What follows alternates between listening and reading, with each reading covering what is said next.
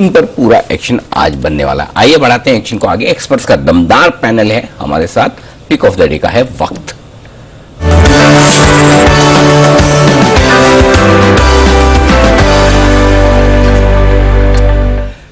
बंसल जी सुप्रभात, करिए शुरुआत। सुप्रभात अनिल जी, सुप्रभात दीपांशु। अनिल जी, जो मेरा पिक ऑफ द डे है, इसको तो आप पिक ऑफ द डे माने, पिक ऑफ द वीक माने या पिक ऑफ द ईयर माने, ब्रोकरेज रिपोर्ट को बीट करता है। स्टॉक है ग्लेक्सो फार्मा। ग्लेक्सो फार्मा, इसको काफी बार हमारे सिटी जी ने रिकमेंड करा है और इसमें एक बड़ा रिवर्सल हो रहा है। इसमें एक दो बार पीछे बायबैक वगैरह हुए थे, स्टॉक साइडवेज था। तो ये स्टॉक कल के सत्र में स्टॉक ने एक बड़ा ब्रेकआउट दिखाया और स्टॉक अभी खुले नीले आकाश, uncharted territory, blue sky zone में जाने की तैयारी कर रहा है। पिक ऑफ द डे के नजरिए से 1800 का स्टॉप लॉस है, 1940 का स्टॉप, 1940 का टारगेट है। बट बेटर होगा कि अगर इसको कोई बाय एंड होल्ड करता है तो 6 से 8 महीने के अंदर 2500 प्लस के लेवल्स देखने को मिलेंगे। अनिल जी, ये एक्सक्लूसिवली यहीं पर शेयर करा है और फंटास्टिक इसकी आरओसी आरओई फंटास्टिक है। फार्मा कंपनी है और आईटी जो कंपनीज की जो ग्रोथ है उसके फंडामेंटल्स को बीट कर रहा है। काफी समय से स्टॉक रुका हुआ था, अब ये दौड़ने भागने को तैयार है। तो ग्लेक्सो फार्मा पर खरीदारी की राय है। ओके, ग्लेक्सो फार्मा पर करें खरीदारी। एफएनओ में है या बीबी कैश में? नहीं सर, एफएनओ में, कैश में ही है। 1940 का टारगेट रखा जाए और सेठी साहब की रिकमेंडेशन लिस्ट में भी रहा है। तो आइए सेठी साहब की रिकमेंडेशन लिस्ट जान भी ली जाए। सेठी साहब गुड मॉर्निंग सर, बताएं आपका stock. Good morning Anil ji, good morning Deepanshu. Anil जी, जो बाजार में तो 2 दिन में बिल्कुल धुआंधार तेजी हुई है, कारण कुछ भी बोले, इंटरनेशनल क्यूज पॉजिटिव, फिर ये जो ओमिक्रॉन जो वायरस है उसको लेके जो चिंताएं वो लगभग दूर हो गई और जो बॉम्बे में भी एक केस था वो भी पेशेंट सकुशल वापस घर चले गए। तो अब ये तेजी बिल्कुल, मुझे लगता है बाजार में थोड़ा बहुत प्रॉफिट बुकिंग या करेक्शन डेफिनेटली आ सकता है, बट वो खरीदारी करने का ही मौका समझना चाहिए। हम बाजार में ऊपरी लेवल से अच्छे खासे करेक्शन के बाद अब वापस चलने को तैयार हुए हैं। अनिल जी, आज का जो मेरा पिक ऑफ द डे एक फार्मा कंपनी है वापस। कल दोपहर के शो में भी मैंने ग्लेनमार्क फार्मा को रिकमेंड किया था और अभी मैं एफएनओ स्पेस से एल्केम लैबोरेटरीज मुझे अच्छा लग रहा है, जो कि कल 3471 पे दिसंबर फ्यूचर्स बंद हुए हैं। इस स्टॉक पे खरीदारी करने की सलाह है। फंडामेंटली एक अच्छी कंपनी है और मुझे लगता है फार्मा सेक्टर वापस से अब फोकस में आ रहा है। तो यहाँ पे आज का मेरा टारगेट है 3550 रुपए का, स्टॉप लॉस रखना 3430 रुपए। ओके, तो एल्केम लैब ये है वो स्टॉक जहां पर खरीदारी करने की राय सेठी साहब की तरफ से। सेठी साहब की जो लिस्ट है, जिसे बाकी का जो खजाना है उस पर भी नजर डालेंगे थोड़ी देर में। तब तक आइए कुणाल जी से पूछते हैं उनका पिक ऑफ द डे। सुप्रभात कुणाल जी। सुप्रभात अनिल जी, सुप्रभात दीपांशु। अनिल जी, खरीदारी की राय है और खरीदना है रेडिंगटन। रेडिंगटन के चार्ट को अनिल जी देखें तो बहुत समय से ये स्टॉक एक सीमित दायरे में कारोबार कर रहा है और कल के ट्रेड में हमने देखा इसने 153 पर एक रेजिस्टेंस है उसको पार करके उसके ऊपर क्लोज दिया। तो मुझे लगता है अनिल जी इस स्टॉक में आपको एक अच्छी रैली देखने को मिलेगी। 170 पर अगला रेजिस्टेंस है, वो टारगेट हो सकता है। 165 का टारगेट लेकर के बाय करें और 152 का स्टॉप लॉस रख लें। 152 के स्टॉप लॉस के साथ 165 के टारगेट के लिए रेडिंगटन में करें खरीदारी। और किरण जी, आप क्या करेंगे? Good morning. Very good morning Anil ji, डीप मॉर्निंग। देखिए, बाय करके चलना चाहिए और कैश का स्टॉक है बालाजी अमाइंस। काफी अच्छी करेक्शन देखने को मिली है इस स्टॉक में और नीचे में अभी एक बुलिश पेनेंट पैटर्न का ब्रेकआउट कल के सत्र में देखने को मिला, बहुत बड़े वॉल्यूम्स के साथ। उसके साथ डिलीवरी बेस्ड वॉल्यूम्स देखने को मिले तो उससे और कॉन्फिडेंस बढ़ता है। मेरा मानना है कि आपका स्टॉप लॉस 3225 के आसपास होना चाहिए और टारगेट्स के लिए पहले छोटे टारगेट्स है वो 3500 है, पर 3500 के ऊपर के टारगेट्स अगर आप क्लोजिंग मिलती नजर आएगी एक से 2 दिनों में, तो मेरा मानना है कि 4000 तक जाने का दमखम ये स्टॉक बिल्कुल रखता है। 3500 और 4000 बड़े टारगेट बालाजी अमाइंस, एक और cash stock. Good morning Sumit ji, बताएं सर आपका pick of the day. Good morning Anil ji, good morning. Anil ji, pick of the day के तौर पे यूबीएल को सिलेक्ट करना चाहिए। यूबीएल, ये स्टॉक के अंदर यहां से मोमेंटम बनना चाहिए। कल और परसों में स्टॉक में एक लोअर लेवल से बाउंस बैक देखने को मिला है और ये बाउंस बैक यहां से कंटिन्यू होना चाहिए। 1550 के आसपास खरीदारी करें, 1530 के नीचे का इसके अंदर स्टॉप लॉस लगाएं। स्टॉक के अंदर यहां से ऊपर में 1580 से लेकर 1600 रुपए तक के लेवल जल्दी ही देखने को मिल सकते हैं। खरीदारी करें यूबीएल के अंदर।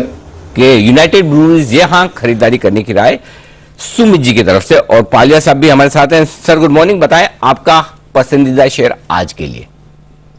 Good morning Anil ji, good morning Deepanshu जी, गुड मॉर्निंग एवरीवन।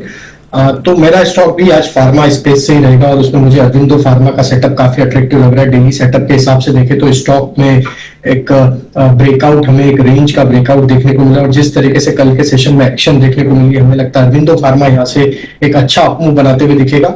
725 से 730 तक के टारगेट हमें लगता है अरविंदो फार्मा फ्यूचर में आज के सेशन में देखने को मिल सकते हैं। करंट लेवल से 695 ये स्टॉप लॉस से बाय करने की सलाह रहेगी, तो अरो फार्मा पे बाय करने की सलाह है आज के सेशन में। फार्मा है वो स्टॉक जहां पर खरीदारी करने की राय। स्टॉक में पिछले 2 दिनों में बढ़िया एक्शन दिखा है, 700 के ऊपर बड़े लंबे समय बाद हुआ है बंद भी। आइए सेठी साहब से जान ले उनकी और वायदा कारोबार की पसंदीदा पिक्स बताएं सर, आज के लिए कहां नजर रखनी है? बिल्कुल अनिल जी, जो बाकी के स्टॉक्स है उनमें खरीदारी करनी है। आईसीआईसीआई बैंक में जो कि कल 754 रुपए 65 पैसे पे फ्यूचर्स बंद हुए हैं, इस स्टॉक में भी मुझे लगता है बाजार में जो तेजी है उसको लीड करने वाला स्टॉक है, उसमें कंट्रीब्यूट करेगा। 770 का मेरा आज का टारगेट है, 745 का स्टॉप लॉस। फिर तीसरा स्टॉक है इंडियन होटल्स, जो कि 203 के लेवल पे बंद हुआ है। ये स्टॉक भी जब ये दिक्कतें शुरू हुई ओमिक्रॉन को लेके, तो जो ये ओपनिंग अप वाली थीम के सेक्टर्स वाले सभी स्टॉक्स में गिरावट आई और इस स्टॉक में भी अपने जो रिसेंट हाइज है 240-250 के आसपास, वहां से अच्छा खासा करेक्ट होकर स्टॉक अब वापस से रिकवरी करने लगा। मुझे लगता है अभी भी ये स्टॉक यहां से भी और चलना चाहिए, तो 208 के टारगेट है आज के और 200 का स्टॉप लॉस। चौथा स्टॉक है एक mid cap IT company FSL, जो कि एक पसंदीदा स्टॉक रहा है बहुत निचले लेवल से। कल ये 172 के आसपास बंद हुआ है, इसमें भी खरीदारी करने की सलाह। 180 का टारगेट है और 165 का स्टॉप लॉस। और फाइनली मैकडॉवेल, जो कि कल दोपहर के शो में भी किसी के रडार पे था, मुझे लगता है इस स्टॉक में आज भी तेजी करनी चाहिए। 918 के लेवल पे बंद हुआ है, 935 का टारगेट है और 910 का स्टॉप लॉस। ये है आपके लिए सारे स्टॉक्स जहां पर खरीदारी करने की राय। पहला है आईसीआईसीआई बैंक, जहां पर 753 के आसपास बंद हुआ है आईसीआईसीआई बैंक, ये खरीदें आप। 745 का स्टॉप लॉस और 770 का आपका होगा टारगेट, नोट कर ले। दूसरा है इंडियन होटल, 202 के आसपास बंद हुआ है, 200 का स्टॉप लॉस, क्या बात है बहुत ही छोटा वाला, 208 का टारगेट। तीसरा है FSL first source limited, USL नहीं एफएसएल कर दीजिए, 172 पे बंद हुआ है, 165 का स्टॉप लॉस है, 180 का टारगेट। यूएसएल 170 आ जाए तो बहुत लोग भी आने को तैयार बैठे पूरी दुनिया खरीद लेगी सर। पूरी दुनिया। और आखिरी है मैकडॉवेल यानी कि यूएसएल, जहां पर खरीदारी करने की राय है सेठी साहब की तरफ से। यहां पर भी आप कर सकते हैं खरीदारी। मैकडॉवेल का भी आपके सामने लेवल आता है, 916 रुपए के आसपास ये बंद हुआ है, 910 का स्टॉप लॉस और 935 का टारगेट। ये 4 स्टॉक्स हैं जहां पर रखनी है आपको नजर। ओके, तो बढ़िया रिकमेंडेशन सेठी साहब की तरफ से और काफी सारे काउंटर्स हैं जहां पर आपको एक्शन बनते हुए दिखेगा। आइए कुछ खबरों वाले शेयर्स हैं, यहां पर भी डाल देते हैं नजर। सेठी साहब, वेदांता, इस पर राय दें। हिंदुस्तान जिंक ने अपना डिविडेंड डिक्लेयर कर दिया, अब 11 तारीख को वेदांता के लिए भी बोर्ड बैठक है डिविडेंड पर सर। बिल्कुल दीपांशु, पॉजिटिव न्यूज है। इतनी जल्दी ये डिविडेंड डिक्लेयर करेंगे ऐसा उम्मीद नहीं थी, हालांकि ऐसे माना जा रहा था, बाजार भी समझ रहा था कि जिस तरीके से इनको जो हिंदुस्तान जिंक से डिविडेंड जो मिलना है उसमें करीबन 4,950 करोड़ रुपए वेदांता को मिलेंगे और इन्होंने ये पास ऑन करने का निर्णय किया है। हालांकि डिविडेंड की रेट या डिविडेंड कितना होगा ये अभी किसी को मालूम नहीं है, बट जिस तरह के डिस्काउंट फ्यूचर्स और कैश में कल परसों से बनने लगे थे, बाजार मान रहा था कि डिविडेंड जल्दी और इसी एक्सपायरी में आना चाहिए, तो एक डेफिनेटली पॉजिटिव न्यूज है। बट मुझे लगता है इस बार ये unlike last time special dividend नहीं होना चाहिए, यानी कि 5% के जो ऊपर का डिविडेंड होता है, जो पिछली बार इन्होंने 18 रुपए का डिविडेंड दिया था, जो कि क्लोजिंग प्राइस से 5% था और एफएनडो वालों को भी उसका एडवांटेज या बेनिफिट मिला था। मुझे लगता है उतना बड़ा डिविडेंड नहीं होगा, हालांकि बहुत ज्यादा छोटा भी नहीं लगता है, बट डेफिनेटली एक पॉजिटिव न्यूज है। और इस स्टॉक पे मैं मीडियम से लंबी अवधि के लिए भी बुलिश हूं, शॉर्ट टर्म पे भी बुलिश हूं। मुझे लगता है इन लेवल्स पे इस स्टॉक को ब्लाइंडली खरीदना चाहिए, ब्लाइंडली खरीदना चाहिए इन लेवल्स पर इस स्टॉक को, इन्वेस्टमेंट के लिए खरीदें। बट जो सेठी साहब भी बात कह रहे थे सर कि स्पेशल डिविडेंड इस बार नहीं होगा और शायद फ्यूचर्स भी इतने बड़े डिस्काउंट पर इसलिए ही चल रहे हैं। वैसे खरीदने की राय है, लेकिन मेरी थोड़ी सी राय सेठी साहब से फॉर ए चेंज अलग है। आमतौर पर वेदांता मैंने भी हमेशा खरीदारी करने का, मुझे लगता है थोड़ा सा नीचे का इंतजार किया जाए, क्योंकि जो डिस्काउंट बन रहा है ना, आप देखिए 5-6 रुपए का डिस्काउंट है, इसका मतलब क्लियर कट है कि स्पेशल डिविडेंड 5% से ज्यादा का डिविडेंड होता है तो बेनिफिट सबको मिलता है, एफएनओ वालों को भी मिलता है। 5% के डिविडेंड का मतलब कितना हो गया, 17 रुपए से ज्यादा, 17-18 रुपए, शायद उससे कम डिविडेंड होगा, क्योंकि जो कैलकुलेशन है 5,000 करोड़ रुपए जो इनको हिंदुस्तान जिंक से मिले, उतना का उतना डिविडेंड देंगे तो 12-13 रुपए का, 14 रुपए का, इससे ज्यादा का डिविडेंड बनेगा नहीं। तो शायद मार्केट उसको एडजस्ट करने की कोशिश कर रहा था, एक बार डिविडेंड का अनाउंसमेंट हो जाए, ये गैप नीचे आ जाए, फिर बाद में लेना चाहिए। अच्छा, हाँ, तो तो हो avoid सकता है थोड़ा सा नीचे पॉसिबिलिटी है मिलने की। अगर 310, 315, 320 आए तो वहां तो मैं बहुत कंफर्टेबल, 300 से 315-20 की रेंज में बहुत कंफर्टेबल हूँ। सेठी साहब कुछ ऐड करना चाहते हैं? जी सर, बताएं। बिल्कुल अनिल जी, आप भी सही हो। जिनका फ्यूचर्स में खरीदने का इरादा है उनको थोड़ा इंतजार कर सकते हैं, डिस्काउंट थोड़ा और बढ़ना चाहिए।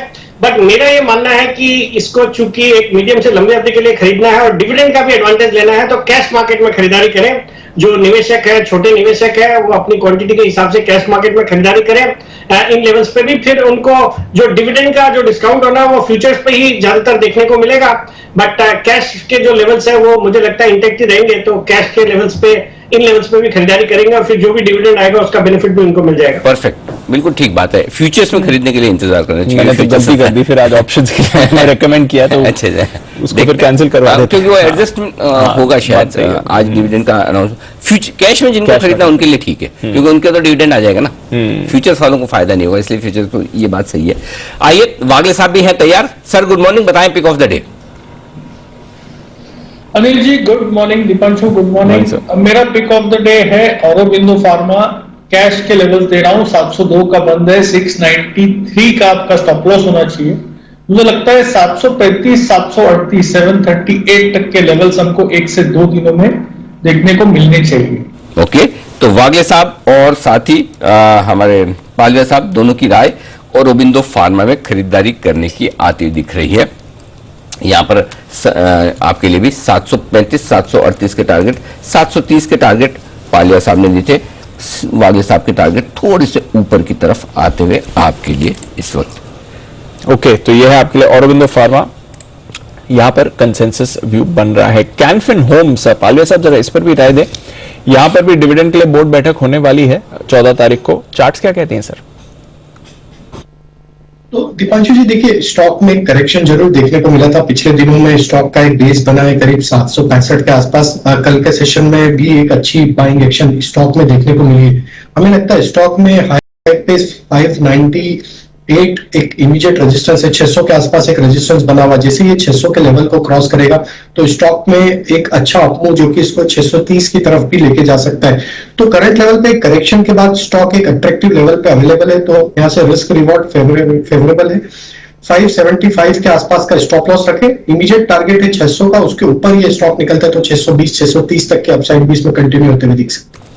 ओके, तो ये है आपके लिए कैनफिन होम्स। नजर रखिए इस काउंटर पर भी आज ट्रेड में कैसे करता है। ढेरों और स्टॉक्स हैं जहां पर आपको रखनी है नजर। आइए शुरुआत करते हैं फर्स्ट ट्रेड की हेडलाइंस के साथ।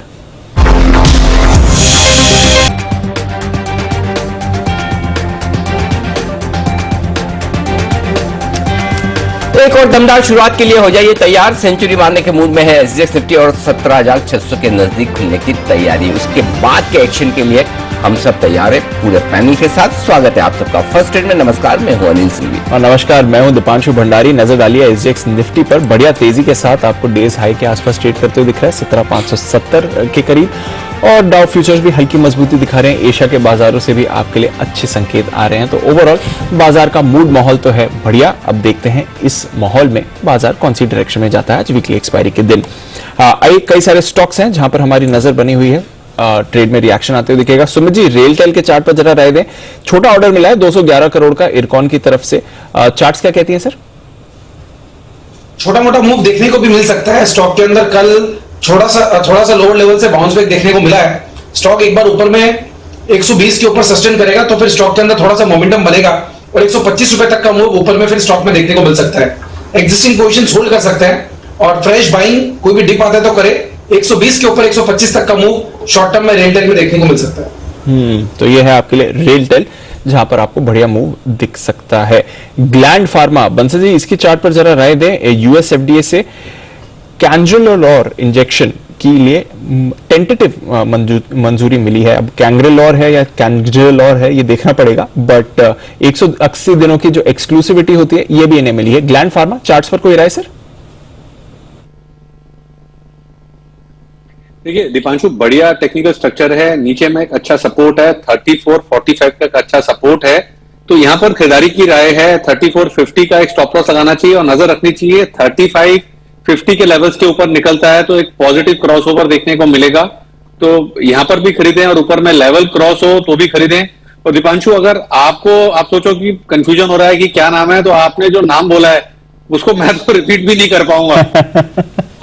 चलिए सर, मुझे लगा आप मेरे को सही प्रोनाउंसिएशन बता देंगे, समर्थन देंगे इसमें, बट बंसल जी आपसे रिक्वेस्ट है आप ढूंढकर बताएं सर क्या होगी इसकी एग्जैक्ट प्रोनाउंसिएशन, कैंग्रेलॉर बोलें या कैंजरेलॉर बोलें, बट ग्लैंड फार्मा पर रखिए नजर। अच्छी खबर आती हुई दिख रही है जहां तक एक प्रोडक्ट अप्रूवल की बात है।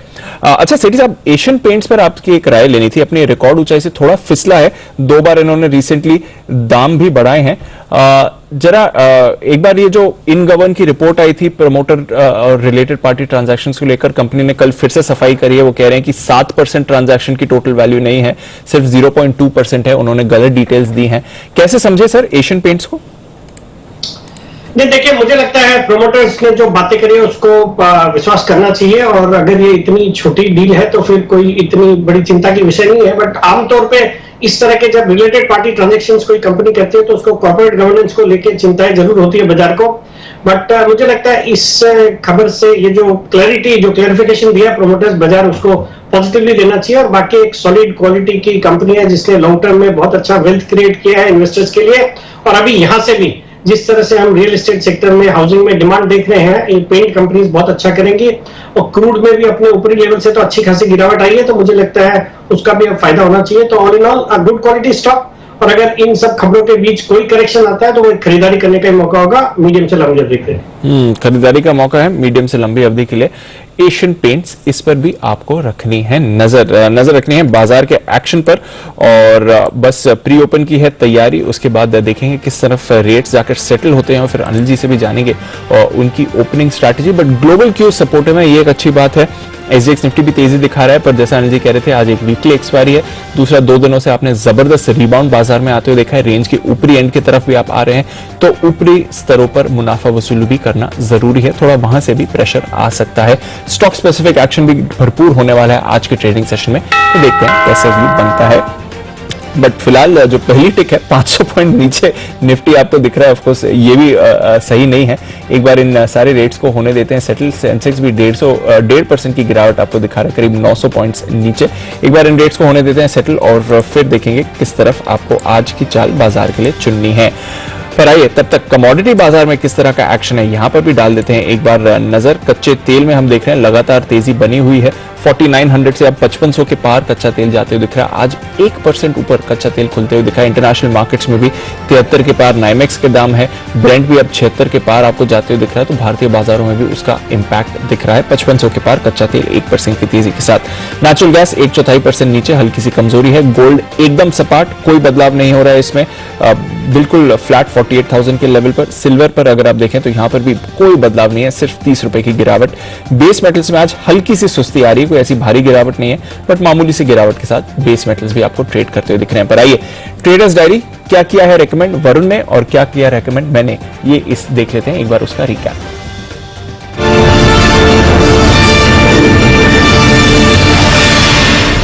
एनसीएल इंडस्ट्रीज, ये है मेरी आज की पहली खरीदारी की कॉल। सीमेंट काउंटर्स में आपको मोमेंटम वापस बनते हुए दिख सकता है, नजर रखिए इस काउंटर पर, खरीदारी करें 235 का टारगेट। माइंडट्री कल बढ़िया मोमेंटम में था, मिड कैप आईटी जब भी एक्शन में आता है ये स्टॉक सबसे आगे रहता है। 4720 के टारगेट के लिए माइंडट्री के फ्यूचर्स पर आपको करनी है खरीदारी। ऑप्शंस, वेदांता भी अब डिविडेंड के लिए हो रहा है तैयार, 11 तारीख को बैठक, 335 का कॉल खरीदें, 23 का होगा इस पर टारगेट। कमिंस, इकोनॉमी से जुड़े स्टॉक्स आगे अच्छा परफॉर्म कर सकते हैं, टेक्निकली बढ़िया स्ट्रक्चर लग रहा है इस काउंटर का, खरीदारी करके चले 980 के टारगेट्स के लिए। फंडा पिक में कैनफिन होम्स, दमदार परफॉर्मेंस आती हुई दिख रही है कंपनी की तरफ से, हाउसिंग डिमांड भी जबरदस्त है, डिविडेंड देने के लिए भी ये तैयार है, 625 के टारगेट के लिए खरीदारी करनी है। यूनाइटेड ब्रूअरीज 1750 का मेरा खरीदारी का लक्ष्य है, हालांकि और ऊपर जा सकता है। मॉर्गन स्टैनली के भी 1800 के पार के नए टारगेट्स आए हैं, 1 साल का नजरिया रखना पड़ेगा। HCL टेक्नोलॉजीज, इस पर करें खरीदारी, नई एक्विजिशन करी है इन्होंने जर्मनी में, 1205 का टारगेट। और 3 माई चॉइस पिक्स में ग्रॉवर एंड व्हील 64 के टारगेट से खरीदें, थर्मैक्स 1730 के टारगेट से खरीदें, और वोडाफोन आइडिया मोमेंटम में आए तो यहां पर भी खरीदारी करें, 15.2 का इस पर लगाना है टारगेट। और इन सब में से मेरी बेस्ट पिक रहेगी यूनाइटेड ब्रूअरीज। कैश का काउंटर है वीनस रेमेडीज, यहाँ पे आपको करनी है खरीदारी क्योंकि पीएलआई स्कीम की जो खबर आई है उसका इंपैक्ट आपको देखने मिलेगा। फ्यूचर्स में एमएनएम में आपको करनी है खरीदारी 870 के लक्ष्य के लिए। ऑप्शन में एक्सिस बैंक का 700 का पुट ऑप्शन खरीदना है, 25 के लेवल आपको दिखा सकता है ये काउंटर। टेक्निकली अशोक लेलैंड पसंद आता है, फंडामेंटली ग्लैंड फार्मा में करना है खरीदारी और निवेश करना है आदित्य बिरला फैशन में। अगले 6 से 8 महीनों में 350 के लेवल ये काउंटर आपको दिखा सकता है। खबरें रेलटेल में है, ऑर्डर मिला है उसका इंपैक्ट देखने मिलेगा। माई चॉइस में फिनिक्स मिल, जेके पेपर और आईटीडीसी में आपको करनी है खरीदारी। और इन सभी स्टॉक्स में से आज की मेरी बेस्ट पिक है एबी फैशन, यहाँ पे आपको करनी है खरीदारी। देखिए मार्केट में जो गिरावट आई थी उसके पहले काफी बेहतरीन मोमेंटम जो है इस काउंटर में देखने मिल रहा था और लगातार तेजी देखी जा रही थी। मार्केट में गिरावट आई उसके बाद थोड़ा कूल ऑफ हो गया, लेकिन यहाँ से फिर से एक बड़ी तेजी के लिए काउंटर जो है वो तैयार हो रहा है। इसके लिए आपको करनी है खरीदारी अगले 6 से 8 महीनों में 350 के आसपास के लेवल जो है ये काउंटर आपको दिखा सकता है।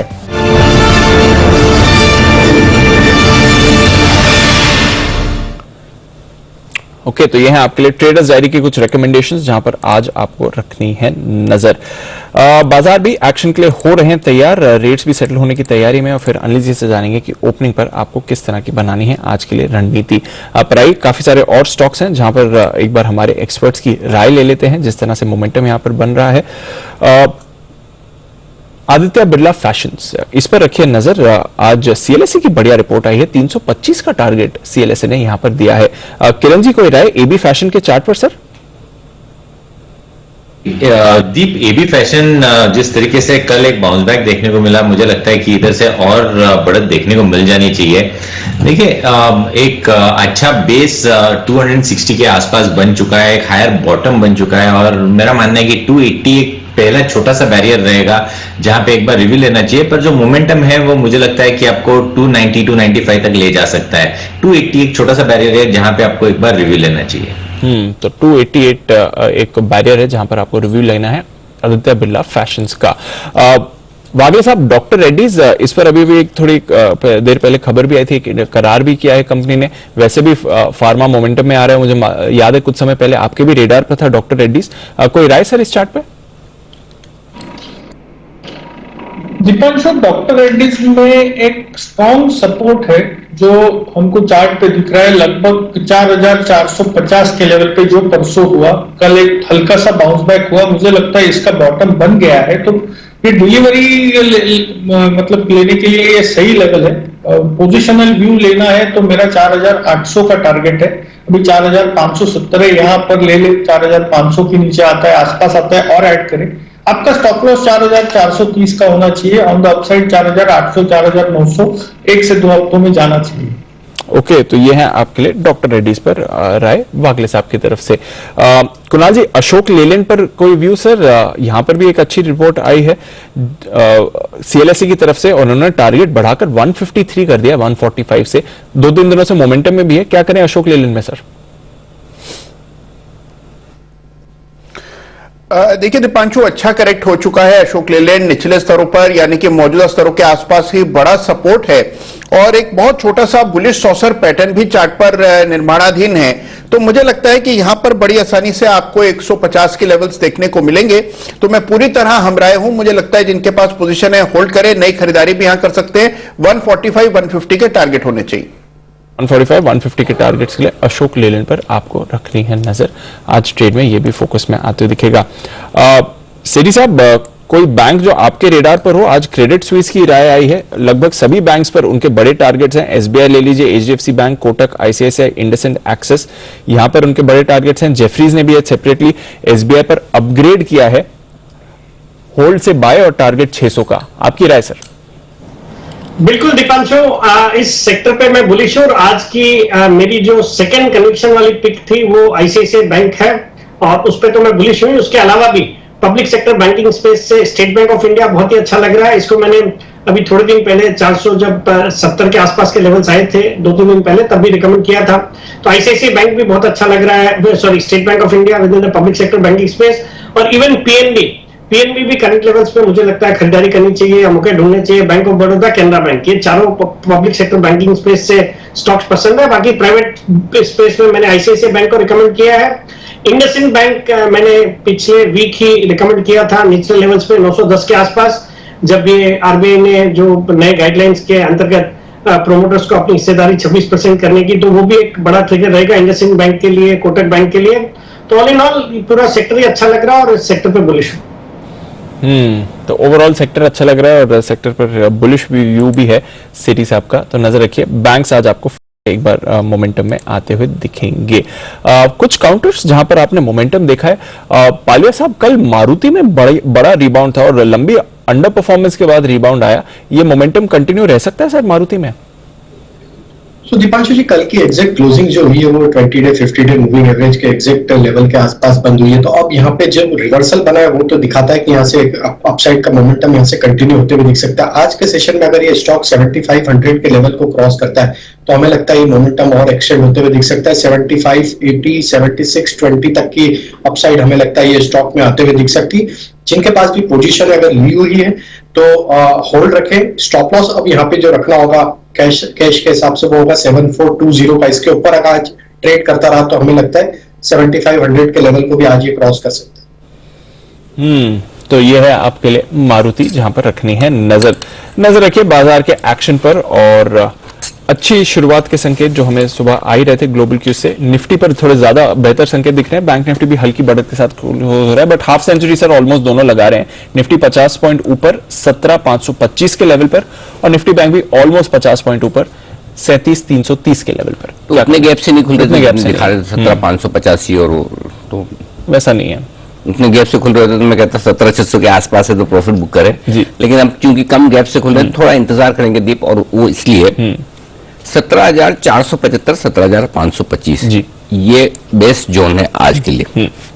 तो इस रेंज में थोड़ा सा इंतजार करते हैं, इस रेंज के लोअर सिरे पे मिले तो खरीदिए। ओके, एकदम वो शुरुआती टिक वाली, और वो ना मिले और पहले भाग जाए तो 17,600 के आसपास और उसके ऊपर से प्रॉफिट बुक करें, वो ज्यादा बढ़े। 17,500 के ऊपर खुल के टिकेगा तो नेचुरली थोड़ी शॉर्ट कवरिंग, थोड़ी खरीदारी आएगी। तो 17,475 17,525 रुकावट की जगह, 17,600 625 ऊपर रुकावट की जगह, ये देखते हैं। अगर 17,475 के नीचे यानी कि लाल निशान में ट्रेड करना शुरू हुआ तो फिर नीचे हम 17,400 425 की रेंज में खरीदारी करेंगे, वहां पर पक्का खरीदेंगे। और अगर अभी आप खरीद रहे तो 400 425 के लिए और जगह रखें। सो कम गैप से खुल रहा है इसलिए कुछ मूड नहीं बन पाया। ज्यादा गैप से खुल रहा होता तो प्रॉफिट बुक करते, बिल्कुल ही नीचे खुल रहा था तो खरीदारी करते। तो अभी थोड़ा सा वेट एंड वॉच कर लेते हैं, थोड़ा वेट एंड वॉच करते हैं थोड़ा, और बहुत एग्रेसिव है थोड़ा यहाँ थोड़ा नीचे खरीदे। Understood sir. तो चलिए वेट एंड वॉच की स्ट्रैटेजी है और देखते हैं एक बार बाजार सेटल हो जाए उसके बाद फिर आप यहां पर अपनी रणनीति जरूर बनाएं जहां तक ट्रेड का सवाल है। आइए कुछ और काउंटर्स जहां पर आपको एक्शन बनते हुए दिख सकता है वहीं पर रखते हैं नजर, क्योंकि कल के बाउंस बैक में काफी सारे स्टॉक्स हैं जिन्होंने अच्छा आपको पार्टिसिपेशन दिखाया था। तो क्या आज फॉलो ऑन बाइंग आ सकती है या नहीं ये देखना जरूरी है। M&M इस पर भी रखनी है नजर। जियो बीपी के साथ इन्होंने एक करार करा है ईवी चार्जिंग इंफ्रा को लेकर और निफ्टी का टॉप गेनर आज ये होते हुए आपको दिख सकता है। M&M वागले साहब जरा चार्ट पर राय दें।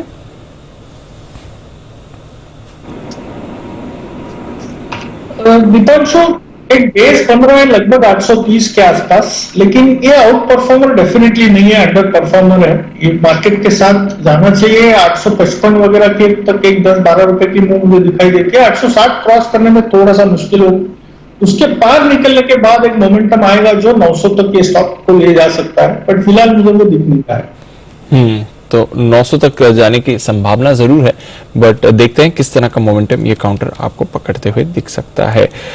वोडाफोन आइडिया, सेठी साहब एक बार जरा आपकी भी इस पर राय लूं। बढ़िया मोमेंटम में तो रहा ही है ये काउंटर सर। कुछ खबर आई है कि इनके बॉन्ड पेमेंट जो ड्यू हैं आने वाले कुछ समय में, उसके लिए ऑलरेडी इन्होंने अपनी फंडिंग जो है वो सिक्योर कर ली है। तो एक कॉन्फिडेंस है कि जो भी इनके डेट रीपेमेंट ऑब्लिगेशंस है उस पर कंपनी की परेशानी नहीं आएगी, किसी तरह का डिले या डिफॉल्ट की संभावना कम दिख रही है। क्या राय है सर वोडाफोन पर? बिल्कुल दीपांशु, पिछले एक वीक में बहुत सारी पॉजिटिव खबरों के बीच इस स्टॉक ने कमाल किया है। 30-40% के अपसाइड ऑलरेडी बन चुके हैं पिछले 7-10 दिनों में, और मुझे लगता है अभी भी इस स्टॉक को बिल्कुल होल्ड करना चाहिए। जिस तरह के डेवलपमेंट्स या जो इनकी मेजर प्रॉब्लम है वो फंडिंग की प्रॉब्लम है, और अगर वो सुलझती है तो डेफिनेटली एक बड़ी री-रेटिंग होगी इस स्टॉक की। और ये जो करंट लेवल्स के आसपास ही राइट्स इश्यू भी था 12.5 के आसपास, मुझे लगता है इस स्टॉक में किसी का अगर मीडियम से लंबे अवधि का नजरिया है तो करंट लेवल्स पे भी बने रहना चाहिए। अगर चीजें बिगड़ती नहीं है तो मुझे लगता है ये स्टॉक आने वाले 6 से 9 महीने में 20 रुपए तक के लेवल्स डेफिनेटली दिख सकते हैं। तो 20 रुपए के लेवल्स के लिए हो रहा है तैयार। नजर रखिए जहां तक वोडाफोन आइडिया का सवाल है, ये काउंटर भी आपको कल अच्छे मूवमेंट में आते हुए दिख सकता है। पालिया साहब, कल मिड कैप आईटी में बढ़िया रिबाउंड था। माइंट्री, कोफोर्ज, बिरला सॉफ्ट जैसे काउंटर्स तेजी में आ रहे थे। एल&टी टेक्नोलॉजी, LTTS जो 5400 के ऊपर वाला है, इसके चार्ट पर कोई राय सर? क्योंकि मिड कैप आईटी में जब भी मूव आती है ये सारे नाम सबसे पहले आगे रहते हैं। तो दीपांशु जी, LTTS की बात करें तो स्टॉक में जरूर एक रिबाउंड मिला, लेकिन हायर साइड पे हमें लगता है कि स्टॉक के लिए जो इमीडिएट हर्डल बना हुआ है वो करीब बना हुआ है 5480 के आसपास। ये लेवल क्रॉस करेगा तो स्टॉक का जो अप ट्रेंड था वो कंटिन्यू होते हुए दिखेगा। ओवरऑल सेटअप इसका पॉजिटिव है, तो आज की ओपनिंग के बाद अगर ये 5400 के ऊपर ट्रेड करते हुए रहेगा तो बिल्कुल इसको लॉन्ग किया जा सकता है। 5390 कल की क्लोज का ही स्टॉप लॉस रखें। ऊपर का पहला टारगेट होगा 5490, उसके ऊपर ये निकलता है तो फिर 5600 तक की भी अपसाइड इसमें कंटिन्यू होते हुए दिखेगी। तो मिड कैप आईटी में कल का जो रिबाउंड था वो काफी प्रॉमिसिंग लग रहा है और हमें लगता है कि आईटी सेक्टर में वापस से मोमेंटम कंटिन्यू होते हुए दिखेगा आगे आने वाले दिनों में। तो ये है आपके लिए L&T टेक का। सिरी साहब, पेटीएम पर कवरेज है सर आपकी? कोई राय? मैक्वेरी ने फिर से अपनी 1200 वाली रिपोर्ट सामने रखी है और कह रहे हैं कि आगे बड़ा रिस्क है। कल जो आरबीआई गवर्नर साहब ने भी कहा कुछ चेंजेस आ सकते हैं डिजिटल पेमेंट स्ट्रक्चर में। यूपीआई पेमेंट की लिमिट 5 लाख कर दी है। कोई राय बनती है सर पेटीएम पर? देखिए, जब ये लिस्टिंग के बाद 1300 के लेवल्स पे आया था तब तो खरीदारी करने की राय थी। उसके बाद एक अच्छी खासी हमने अपसाइड देखी, फिर पिछले कुछ 2-3 दिनों में थोड़ा करेक्ट हुआ है। बट मुझे लगता है इन लेवल्स पे जिन्होंने लिया हुआ उनको तो होल्ड करना चाहिए, या अगर कोई गिरावट आती है और वापस ये जो मैक्वारी के टारगेट के आसपास अगर ये स्टॉक आता है तो डेफिनेटली एक बाय बनता है। ओके, तो डेफिनेटली एक बाय बनता है। नजर रखते हैं जहां तक पेटीएम का सवाल है। आज फिनो पेमेंट्स बैंक का जो लिस्टिंग हुई थी उसके बाद की एंकर बुक लॉक इन वो भी आज खत्म हो रहा है, तो वो भी एक काउंटर है, फोकस में रहेगा। नाइका, कल एंकर बुक लॉक इन खत्म हुआ था, थोड़ी सेलिंग हुई, उसके बाद बढ़िया रिकवरी आई, तो आज देखते हैं ये काउंटर भी कैसा परफॉर्म करेगा। तो ओवरऑल सर अच्छी शुरुआत के संकेत हैं, ठीक ठाक शुरुआत के संकेत हैं, फिर देखते हैं बाजार कैसा मोमेंटम पकड़ता है। बिल्कुल, तो चलिए पहली टिक आपकी स्क्रीन पर आने की तैयारी में है और मजबूत शुरुआत के संकेत हैं। 50 पॉइंट ऊपर भी कम नहीं होता लगातार 2 दिन बढ़ने के बाद। देखते हैं उसके बाद और तेजी बनती है या नहीं, वो बड़ा सवाल है। 17,600 की तरफ हम बढ़ते हैं या नहीं, वो देखना इंटरेस्टिंग होगा। कैश मार्केट के स्टॉक्स में डीप एक्शन बढ़ने की तैयारी में है। शुरुआती कारोबार में कई सारे स्टॉक्स हैं जो 5 से 10% मजबूती के साथ खुलते हुए दिख रहे हैं। 5-5% तो डिसाइड ही कर रखा, ऊपर ही खुलेंगे। 17,540 ये है 70 अंकों की मजबूती निफ्टी में इस वक्त पहली टिक पर आती हुई है 1/3% के साथ, और 1/4% की मजबूती के साथ बैंक निफ्टी 37,375 पर खुलता हुआ दिख रहा है, कल के हाईज के आसपास। सेंसेक्स डबल सेंचुरी मारता हुआ 200 पॉइंट ऊपर। हल्की हल्की तेजी 1/4 से 1/3% की तेजी के साथ बाजार खुलते हुए दिख रहे हैं इस वक्त। आइए कौन से स्टॉक्स एक्शन में देख लीजिए। पहले मजबूत शेयरों का जिक्र करें। महिंद्रा एंड महिंद्रा 0.2% की तेजी के साथ टॉप गेनर। बीपीसीएल में 1% की तेजी। एशियन पेंट्स में प्रोमोटर्स की तरफ से सफाई, 1% मजबूत खुलता हुआ दिख रहा है। बजाज फिनसर्व 0.5% मजबूत है। इन्फोसिस, HDFC और रिलायंस 3 दिग्गज आधा से 0.5% मजबूत है। यहां से निफ्टी को सपोर्ट आता हुआ। कमजोर कुछ खास नहीं, TCS और टेक महिंद्रा 1/3% कमजोर, कोई खास बात नहीं है। आइए वायदा कारोबार की, ओहो सुबह सुबह कुछ कमाल करने की तैयारी में है। इंडिया बुल्स हाउसिंग फाइनेंस 3% मजबूत, एकमात्र स्टॉक वायदा कारोबार के बैंड में इस सीरीज में, और वही सबसे ऊपर खुलता हुआ दिख रहा है। तो जिस डील का इंतजार काफी लंबे समय से बाजार लगा रहा था, शायद उस तरफ कुछ बात बढ़ती हुई दिखे। आइडिया 2% मजबूत। डॉक्टर लाल पैथ लैब में 2% की तेजी बनती हुई दिख रही है। महिंद्रा, कैनफिन होम, जैसा कैनफिन होम्स के लिए आज बोर्ड बैठेगा इंटरिम डिविडेंड पर, उसके चलते यहां मजबूत शुरुआत होती हुई दिख रही है। कमजोर क्या है देख लीजिए जरा। इप्कालेब 1% नीचे, बायोकॉन 0.5% नीचे, कुछ खास बात नहीं, इतनी कोई कमजोरी में नहीं गिनी जाएगी, हल्की फुल्की कमजोरी है ये आपके लिए। बाकी बढ़िया मजबूती के साथ बाजार खुलते हुए दिखे। आइए एक बार फिर से निफ्टी 65 पॉइंट ऊपर है, बैंक निफ्टी 90 पॉइंट ऊपर है, तो वही हल्की मजबूती है। 225 पॉइंट ऊपर आपका सेंसेक्स आपको नजर आएगा। तो कुल मिलाकर ये है इस वक्त का रुझान। दी बिल्कुल सर, काफी सारे स्टॉक्स हैं जहां पर आपने कहा एक्शन आपको बनते हुए दिख रहा है। Small cap space, mid cap space पे कल्पतरु पावर, कुछ ब्लॉक डील्स भी इस पर अभी होती हुई दिखी थी। 3% ऊपर ये काउंटर है। नोवार्टिस इंडिया आज मोमेंटम में आ रहा है 2-2.5% ऊपर। डॉक्टर लाल पैथलैब्स में अच्छी खरीदारी हो रही है। जेएम फाइनेंशियल में पॉजिटिव एक्शन है। बालाजी एमाइंस इस स्टॉक के बारे में अभी थोड़ी देर पहले बात भी हो रही थी। किरण जी की पिक जो है बढ़िया एक्शन में ये काउंटर आपको बनते हुए दिख रहा है। साथ ही एस्ट्राजेनेका इसमें हो रही है खरीदारी। ग्लैक्सो बंसल जी की पिक बढ़िया मोमेंटम में आते हुए 2% ऊपर खुला है। कैमलिन फाइन साइंसेज इसमें है खरीदारी। आयन एक्सचेंज एलजी बालकृष्ण यहाँ पर अच्छा एक्शन आ रहा है। साथ ही हम देख रहे हैं आईटीडी सीमेंटेशन वीआईपी इंडस्ट्रीज यहाँ पर भी मोमेंटम बनते हुए दिख रहा है। नजर रखिए रैडिको खेतान और बैंकीज इंडिया यहां पर भी थोड़ी पॉजिटिविटी दिखेगी। रियलटेल ऑर्डर विन के दम पर ये स्टॉक फोकस लिस्ट में है। ग्लैंड फार्मा जो इन्हें ड्रग्स के लिए अप्रूवल मिला है ये भी काउंटर आपको मोमेंटम में आते हुए दिखेगा। कुछ स्टॉक्स जहां पर आपको कमजोरी दिख रही है आज सुबह के एक्शन में। जैकॉब कल की बड़ी तेजी के बाद जैकॉब RIL 1% की हल्की मुनाफा वसूली दिखा रहे हैं। ग्राफाइट इंडिया पर थोड़ा दबाव है। लाओपाला अगेन बड़ी तेजी के बाद आज थोड़ी मुनाफा वसूली। केया इंडस्ट्रीज यहां पर भी हल्की गिरावट। आइनॉक्स लेजर करीब 1% नीचे ये काउंटर आपको आते हुए दिख रहा है। कॉस्मो फिल्म्स, जमुना ऑटो यहां पर वीकनेस है। रिको ऑटो पर भी हल्की गिरावट आ रही है। शॉपर स्टॉप थोड़ा प्रेशर दिखाता हुआ। सिग्निटी, डिशमन कार्बो यहां पर भी हल्की कमजोरी आपको आती हुई दिखेगी। इसके साथ ही SBI कार्ड्स यहां पर भी थोड़े वीकनेस आपको बनती हुई दिखेगी। एंड्योरेंस टेक्नोलॉजीज और नारायण हृदयालय हल्की गिरावट है। जी हल्का सा रोटेशन है, कुछ ऐसी बड़ी अपमूव या गिरावट नहीं आ रही है। बट जो स्टॉक्स कल तेजी में थे थोड़ी मुनाफा वसूली दिखा रहे हैं। जिन्होंने कल पार्टिसिपेट नहीं किया था वो थोड़ा एक्शन इस समय दिखा रहे हैं। इस बीच 1 करोड़ शेयर्स के कई सौदे IIFL फाइनेंस में होते हुए दिख रहे हैं। नजर रखिए कुछ यहां पर अगर फंड एक्शन हुआ है तो वो देखना जरूरी है। डिटेल्स निकालने की कोशिश करते हैं। बट 1 करोड़ शेयर्स के कई सौदे IIFL फाइनेंस में होते हुए जिन लेवल्स पर खुले थे एनर्जी उसी के आसपास हैं। 50 पॉइंट्स की गेन निफ्टी होल्ड करते हुए, 70 पॉइंट्स की गेन बैंक निफ्टी होल्ड करते हुए। शुरुआत के 15 मिनट का फॉर्मूला ये लगाइए, देखिए ताकत आजमाइश कीजिए। 15 मिनट में समझ में आएगा कि आपको 17,425 की तरफ बढ़ना है या 17,600 की तरफ। ठीक है ना? तो 17,500 डिसाइडर है मेक और ब्रेक। जब तक 17,500 के ऊपर है तब तक तो कोई टेंशन बिल्कुल भी नहीं है। 17,470 के नीचे से थोड़ा खराब होना शुरू हुआ अगर हुआ तो, और 17,550 के ऊपर बहुत बढ़िया 17,600 के लिए। तो वेट एंड वॉच, दोनों तरफ के ट्रेड जो हो रहे हैं। और बड़ी इंटरेस्टिंग है आज मार्केट ब्रेड बढ़ने और गिरने वाले शेयरों की तादाद उतनी मजबूत नहीं है जितनी पिछले 2 दिनों से दिख रही थी। वो ऊपर और नीचे जाने वाले जो शेयर अगर आप देखें तो चलिए इंटरेस्टिंग है। आइए इस बीच आपके लिए एक बेहतरीन स्ट्रेटेजी के साथ तैयार हैं विश्वेश चौहान साहब।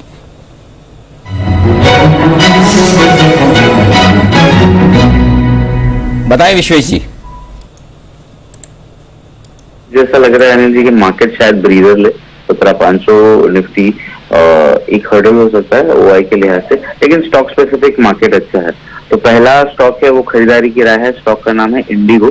2003-2004 के आसपास फ्यूचर चल रहा है। मेरे हिसाब से स्टॉक ने बहुत ही ब्यूटीफुल डबल बॉटम बनाया है डेली चार्ट पे, और वहां पे अभी फॉलो बाइंग देखी जा रही है। इस स्टॉक में गैप है अराउंड 2060। तो पहला टारगेट रहेगा 2060 का और उसके ऊपर 2100 का। स्टॉप लॉस लगाना होगा 1970। तो 1970 के स्टॉप लॉस के साथ में इंडिगो को खरीदारी की रही है। 1970 ये है मेरा बर्थ ईयर जिसका स्टॉप लॉस आपको लगाना है, और इसका कनेक्शन इसलिए बताया क्योंकि कल ही हमारा स्टॉक ऑफ द डे था 1980, 2000 और 2020 के टारगेट के लिए। तो अब यहाँ से जिम्मेदारी विश्वेश जी के मजबूत कंधों पर, और विश्वेश जी धन्यवाद स्वीकार करें दिल से। आज आपने कल मेरी पिक ऑफ द डे को आगे बढ़ाने का काम किया। तो 2060, 2100 दो बड़े टारगेट के लिए ओपनिंग अप थीम वाले इंडिगो में फ्लाई करें, ये राय विश्वेश जी की। विश्वेश जी बताएं सर दूसरा स्टॉक। देखिए अनिल जी, मुझे ऐसा लग रहा है कि मार्केट में स्टॉक स्पेसिफिक अप्रोच है। एक छोटा सा अपडेट दूंगा अनिल जी। हमने नवंबर के स्टार्ट में तानला दिया था ऑलमोस्ट 900 के आसपास, 1800 रुपए हो गया। तो कैश बेस्ड स्टॉक्स में भी अनिल जी मूवमेंट अच्छा है। और जो आज मुझे एक कैश का स्टॉक है उसका नाम है रूट मोबाइल। करेंटली 1890 के आसपास चल रहा है, 1890 के आसपास। मुझे लग रहा है ये भी ऊपर से अच्छा खासा करेक्ट हो गया और टाइम करेक्शन काफी बड़ा हो चुका है। तो यहाँ पे अगर 3 से 5 दिन का व्यू दिया जाए तो मुझे लगता है स्टॉक 2200 की ओर जा रहा है। तो 1840 के स्टॉप लॉस से, मतलब 50 रुपए के स्टॉप लॉस से खरीदना है रूट मोबाइल।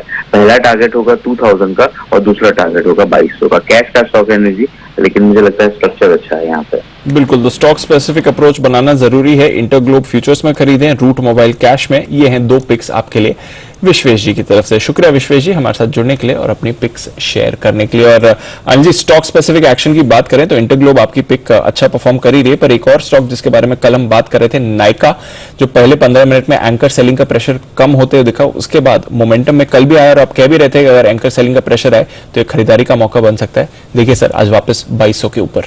बिल्कुल, और दीप ये बेचना नहीं है, रखना है इसे अगर आपको, क्योंकि अब जो आखिरी सप्लाई वाला मामला था, मार्केट के साथ तो देखिए सब स्टॉक ऊपर नीचे होंगे। मैं तो वैसे भी मार्केट पे कोशिश हुई थोड़ा सा इन लेवल पर, लेकिन कैश मार्केट के स्टॉक्स में अब मैं पॉजिटिव धीमे धीमे होने की कोशिश करूंगा अगर, और उस लिहाज से मुझे लगता है 2400-2500 तो आराम से आना चाहिए, और बाकी लंबा टारगेट है तो 2800-3000 का भी रखिए आप। 2800-3000 बड़े टारगेट सर, बड़े टारगेट, 6 महीने 12 महीने कम से कम रखना होगा इसके लिए। नहीं, अच्छा है। सबसे बड़ी चीज कई बार है ना, वो शॉर्ट टर्म सप्लाई वाली जो चीजें होती है। अच्छा, एक काम करते हैं, जरा कुणाल जी की नॉलेज टेस्ट करें। जी करते हैं। कुणाल जी, ये महीने 1 महीना हुआ है एग्जैक्टली इसको लिस्ट हुए, चार्ट देख सकते हैं आप? जी अनिल जी, सवाल इस तरह से पूछो कि आदमी ना बोल ही नहीं सके। आप बोल रहे थे अनिल जी, और मैं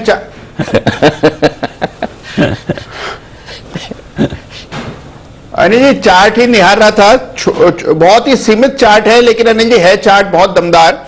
चार्ट पर एक रेजिस्टेंस अनिल जी अभी बन गई है, लगभग 2800 रुपए के आसपास, 2550 के आसपास है।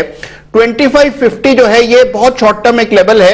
मुझे लगता है अनिल जी, मैं पूरी तरह आपसे सहमत हूं, नाइका बिल्कुल बाय करके फॉरगेट करना चाहिए, इसको लंबे समय के लिए रखें। 2550 का पहला टारगेट है, लेकिन मेरी उम्मीद यह है कि ये स्टॉक आपको काफी बड़े रिटर्न्स दे सकता है। तो जिन्होंने भी होल्ड किया हुआ है, बिल्कुल होल्ड करने की राय। ओके, जिन्होंने भी होल्ड किया हुआ है बिल्कुल होल्ड करने की राय। और अनिल जी, जो आप कह रहे थे ऊपरी स्तरों पर मुनाफा वसूली आ सकती है, आनी चाहिए, करिए भी आप, वही होता हुआ दिख रहा है। बैंक निफ्टी पूरी बढ़त गवाते हुए अब 70 पॉइंट नीचे, और निफ्टी भी पूरी बढ़त गवाते हुए एकदम सपाट। तो ऊपरी स्तरों से जो मुनाफा वसूली की बात सर आप कह रहे थे, वो होती हुई भी दिख रही है इस समय। आएगा, थोड़ा थोड़ा प्रॉफिट बुकिंग आनी है, इसीलिए हम आपको सावधान भी करें कि आराम से, हड़बड़ी जल्दबाजी नहीं करें, आराम से कोई खरीदने के मौके मिलेंगे। ऊपर हल्के रहेंगे तो नीचे ले पाएंगे, सिंपल सी बात यही है। तो ये आपके लिए है इस वक्त पूरा का पूरा एक्शन। कुछ और स्टॉक्स हैं जहां पर भरपूर एक्शन होता दिख रहा है। वागले साहब से राय तो लेनी पड़ेगी। इंडिया बुल्स हाउसिंग फाइनेंस आज बैन में होने के बावजूद टॉप गेनर बना है, अब थोड़ा सा नीचे तो आया है। वागले साहब, क्या कैश में डिलीवरी के लिहाज से कोई ट्रेड बनता है इसमें? अनिल जी, अभी 265 के ऊपर निकलते ही लेना है। हाँ, अगर कैश में आपको डिलीवरी लेके होल्ड कर सकते हैं तो बिल्कुल, मुझे नहीं लगता है on the down side 240 break करेगा, तो एनी मूव टुवर्ड्स 245, 246 वो सही लेवल होगी। इनफैक्ट यहाँ पर लेके वहां ऐड कर सकते हैं 237 के स्टॉप लॉस से। और मुझे लगता है जैसे ये 265 ब्रेक करेगा, ये इसका 280, 285 तक की मूव की तरफ की शुरुआत होगी। और चार्ट काफी पॉजिटिव है, inverse head and shoulder pattern बन रहा है डेली चार्ट्स में। तो ये व्यू मेरा जो है, ये पोजिशनली 1 से 2 हफ्ते के लिए है। और अनिल जी, मेरे पास एक कॉल है, अगर आप गूगल भिजवा दे तो। बिल्कुल तैयार है वागले साहब, चलते हैं उनके पास। वागले का वंडर।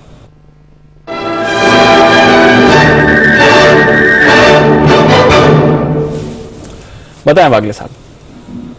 दीपांशु, कैन फिनोम्स में मुझे मोमेंटम दिखता है, थोड़ा सा बढ़ गया। पहले तो मैं डिस्क्लोजर दे दूं, ये हमने एक 3-4 रुपए नीचे हमारे क्लाइंट्स को दिया है।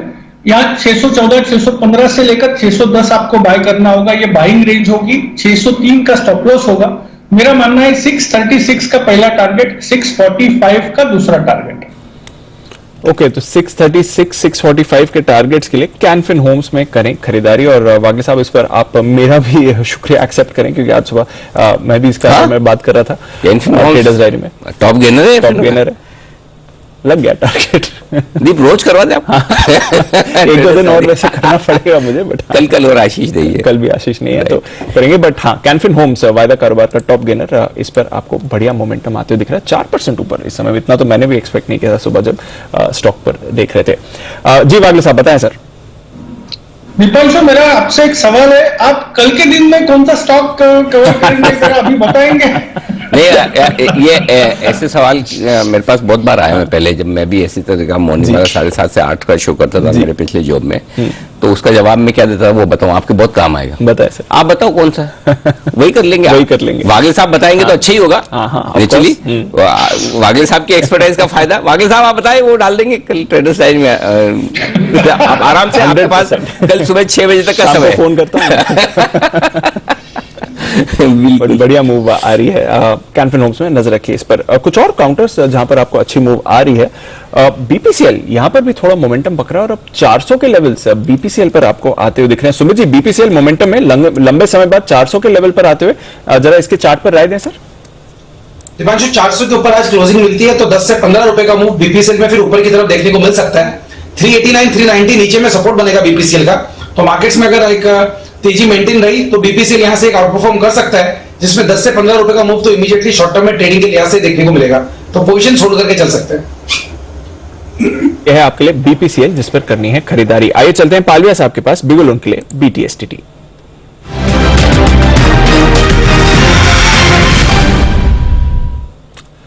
बताएं पालविया साहब। दीपांशु जी, बाय करना है स्टॉक है गोदरेज सीपी।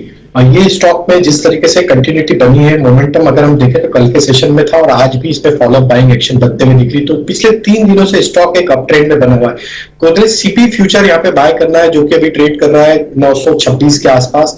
इसमें स्टॉप लॉस लगाए करीब 916 का, और हमें लगता है जिस तरीके से इसमें मोमेंटम बने, ये स्टॉक के टारगेट ड्यूरिंग द डे 940 से 945 तक आते हुए दिख सकते हैं। ट्रेडिंग टारगेट है, लेकिन हमें लगता है जिस तरीके से इस पर रिवर्सल बना है, ये स्टॉक 960 की तरफ भी आगे आने वाले दिनों में आते हुए दिखेगा। तो गोदरेज सीपी पे बाय करने की सलाह रहेगी 916 के स्टॉप लॉस से 940 945 के टारगेट के। 940 945 के टारगेट के लिए यहां पर आपको करनी है खरीदारी गोदरेज कंज्यूमर में। थोड़ा बाजार ऊपरी स्तरों से अब और फिसलते हुए आपको दिख रहा है। ऐसी भारी गिरावट नहीं है, बट बैंक्स और फाइनेंशियल्स में थोड़ी आपको ज्यादा दबाव आते हुए दिखेगा। नजर रखिए, सारी बैंक्स आपको हल्के से दबाव में आते हुए दिखेंगे। अगेन भारी गिरावट नहीं है, पर बैंक ऑफ बड़ौदा 1% नीचे आपको इस समय आते हुए दिख रहा है। एसबीआई पर थोड़ा प्रेशर इस समय बना हुआ है। ओपनिंग पर थोड़ी मूव आई थी, बट उसके बाद फिसलते हुए दिख रहा है। आरबीएल बैंक पर भी हल्की गिरावट आपको आती हुई दिख रही है। एचडीएफसी बैंक भी मामूली सी गिरावट है, बट सारे कंपोनेंट्स थोड़ा फिसल रहे हैं, इसलिए आप देख रहे हैं ओवरऑल बैंक निफ्टी पर भी इस समय प्रेशर आते हुए दिखेगा और निफ्टी भी नेगेटिव टेरिटरी में आ गया है। एसबीआई कार्ड्स, इस पर आज 2-2.25% की गिरावट है। कुणाल जी जरा राय दें, एसबीआई कार्ड जो ओपनिंग की वीकनेस है, कैसे समझें इसे सर? देखिए दीपांशु, हमने एक अच्छा मूव आते हुए देखा पिछले कुछ दिनों में, और वापस इसमें बिकवाली का दबाव आते हुए दिख रहा है। आज एक गैप डाउन ओपनिंग हुई है और bearish thrusting line pattern chart पर बनता हुआ दिख रहा है। तो मुझे लगता है गिरावट और गहरा सकती है, इसलिए खरीदारी की जल्दबाजी अभी इमीडिएटली नहीं करनी है। बड़ा सपोर्ट चार्ट पर 950 के आसपास नजर आता है, तो उन स्तरों पर तो डेफिनेटली बाय करना है, लेकिन फिलहाल वेट एंड वॉच करें, हो सकता है और नीचे के लेवल्स देखने को मिल जाए। अनिल जी, क्या चल रहा है सर बैंक निफ्टी में? 200-250 पॉइंट्स नीचे सर? एक्सपेक्टेड है। एक्सपेक्टेड, मतलब मुझे कल के राइज से भी सरप्राइज नहीं हुआ, तो आज के फॉल से भी नहीं है। वो कोई खास क्या गिरा है दीप है। 17,400 425 तो पहला सपोर्ट जो हम बात करते हैं वहां का, तो ये तो सही लेवल है। अगर रुकना है तो रुकने के लिए बहुत बढ़िया जगह है, मेरे ख्याल से रुकना भी चाहिए। अगर आप सुबह सुबह पहली मिनट में बेच पाए, जो हमने कहा भी था कि आप आराम से बेचे अगर गैप से मिल रहा है, अगर आप बेच पाए तो हल्की फुल्की शॉर्ट कवरिंग करें या स्टॉप लॉस को ट्रेल करते चले। 17,450 60 के ऊपर स्टॉप लॉस रख लें। हो सकता है नीचे अगर आए तो 17,300 तक की जगह खुलती है। अगर 17,400 आप तोड़ते हैं तो आई डोंट नो एफआईएस की बिकवाली है नहीं है, कितनी बड़ी है, इसलिए शुरुआत के 15 मिनट की बात हम जो कर रहे थे, अब देखते हैं यहाँ पर थोड़ी देर सेटल हो जाने दें। तब अगला सपोर्ट 300 के आसपास है और रुकावट अब 500-525 की बन जाएगी। वही 500 आज का हाई क्या है, एक मिनट 540 बराबर, तो वो 500-550 आपके लिए रुकावट की जगह होगी। 300-350 सपोर्ट जोन होगा। अदरवाइज 400-500 की रेंज में घूमता है। आज आपने कहा था थोड़ा रेंज बाउंड सेशन रहेगा, थोड़ी प्रॉफिट बुकिंग आएगी आज, और सुबह से संकेत आ रहे थे। पहले शुरुआत में इंडेक्स नहीं गिरा, लेकिन हम बात ही कर रहे थे गिरने वाले शेयरों की संख्या काफी तेजी से बढ़ी, मतलब कमजोर शेयर ज्यादा है, मजबूत शेयर कम, तो ब्रॉडर मार्केट में थोड़ी प्रॉफिट बुकिंग है, बस सिंपल उतनी। थोड़ा आई थिंक सर एक बार डाउ फ्यूचर्स पर भी नजर डालें, क्योंकि पॉजिटिव थे, अब 75 पॉइंट्स नीचे दिख रहे हैं, तो है ना, देखो इसलिए दोनों साथ में बराबर है, बिल्कुल कुछ तो है। आई एम नॉट श्योर कोई अगर ऐसा ट्रिगर है जिसकी वजह से फिसले, बट कुछ हुआ है तो थोड़ा कमजोरी आपको डाउ फ्यूचर्स भी दिखा रहे हैं, और ऑफ कोर्स हमारे बाजार में भी आपको गिरावट आती हुई दिख रही है। वीकनेस मेटल काउंटर्स में भी आज थोड़ी ज्यादा है। जेएसडब्ल्यू स्टील करीब 1-1.25% नीचे है। वागले साहब, जेएसडब्ल्यू स्टील ये गिरावट में खरीदारी का मौका बनता है, या फिर अगर थोड़ा कंसोलिडेशन मुनाफा वसूली आती है तो और वीकनेस एक्सपेक्ट करें? दीपांशु नहीं, क्योंकि JSW स्टील लगभग 615, 610 से 680 तक वन वे गया है। 677 का आज का हाई, आज का और कल का, और 2 दिन का हाई एग्जैक्टली सेम होना 677 पॉइंट समथिंग। ये कोई कोइंसिडेंस नहीं बन सकता है। मैं थोड़ा सा वेट करूंगा, शायद आपको ये थोड़े से नीचे के लेवल में मिल सकता है, मे बी 665, 662, 663 यहाँ पर, वहां पर देखेंगे। और 660 अगर ये ब्रेक करता है तो फिर ये 650 तक भी जा सकता है, तो थोड़ा वेट करना ज्यादा बेटर होगा। ओके, तो इंतजार ये है बढ़िया शब्द जिसका आज ज्यादा से ज्यादा इस्तेमाल करें। आप करना पड़ेगा, आराम से देखें, मतलब ऐसे घर से कसम खा के तो निकले ही नहीं कि करना ही करना है। कभी कभी कुछ नहीं करना, कुछ करने से बहुत ज्यादा बढ़िया होता है। तो आज वो दिन है कि जहाँ वेट एंड वॉच, इंतजार देखें, लेवल पर आने दे, हड़बड़ी ना करें, न खरीदने की न बेचने की। और ऐसा भी नहीं कि आपने नहीं बेचा तो कोई मतलब वापस कभी लेवल नहीं आएंगे। फिर हो सकता है आज ही आपको फिर से एक उछाल दिन में दिख भी जाए, कोई बड़ी बात नहीं, क्योंकि क्या एक्सपायरी का दिन है, बाइंग सेलिंग फ्लोज भी दोनों हैं। एफआईज अगर बेच भी रहे हैं तो घरेलू फंड्स की तगड़ी खरीदारी भी, तो ऐसा है मुंह भी ना लटकाएं कि बिल्कुल सब खत्म हो गया है। तो दोनों तरफ के मौके मिल रहे हैं, बाजार वोलेटाइल हो रहा है, उसका फायदा कैसे उठा सकते हैं वो सोचे। और अगर ये सब नहीं कर सकते तो लॉन्ग टर्म के लिए करें इन्वेस्टमेंट। और उसके लिए हर रोज सुबह 9:30 बजे जैन साहब आपके लिए लेकर आते हैं जेम्स।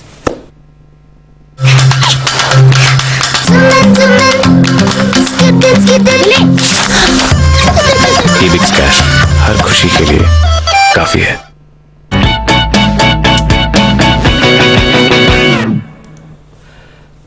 गुड मॉर्निंग जैन साहब। आज जैन साहब है हमारे साथ फोन लाइन पर।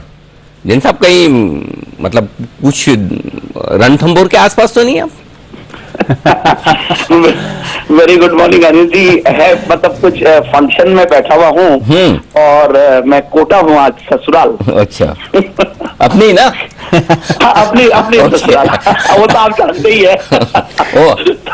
तो आना पड़ा और मैं फिर वहां से लाइव नहीं कर पा रहा था, तो पूजन में बैठे हुए हैं, तो इसीलिए मैं बोला कि मैं करूंगा। साल में काम करते हुए लोग अच्छे भी नहीं दिखते, आप फोन पे दीजिए। बताइए सर आज की फिर।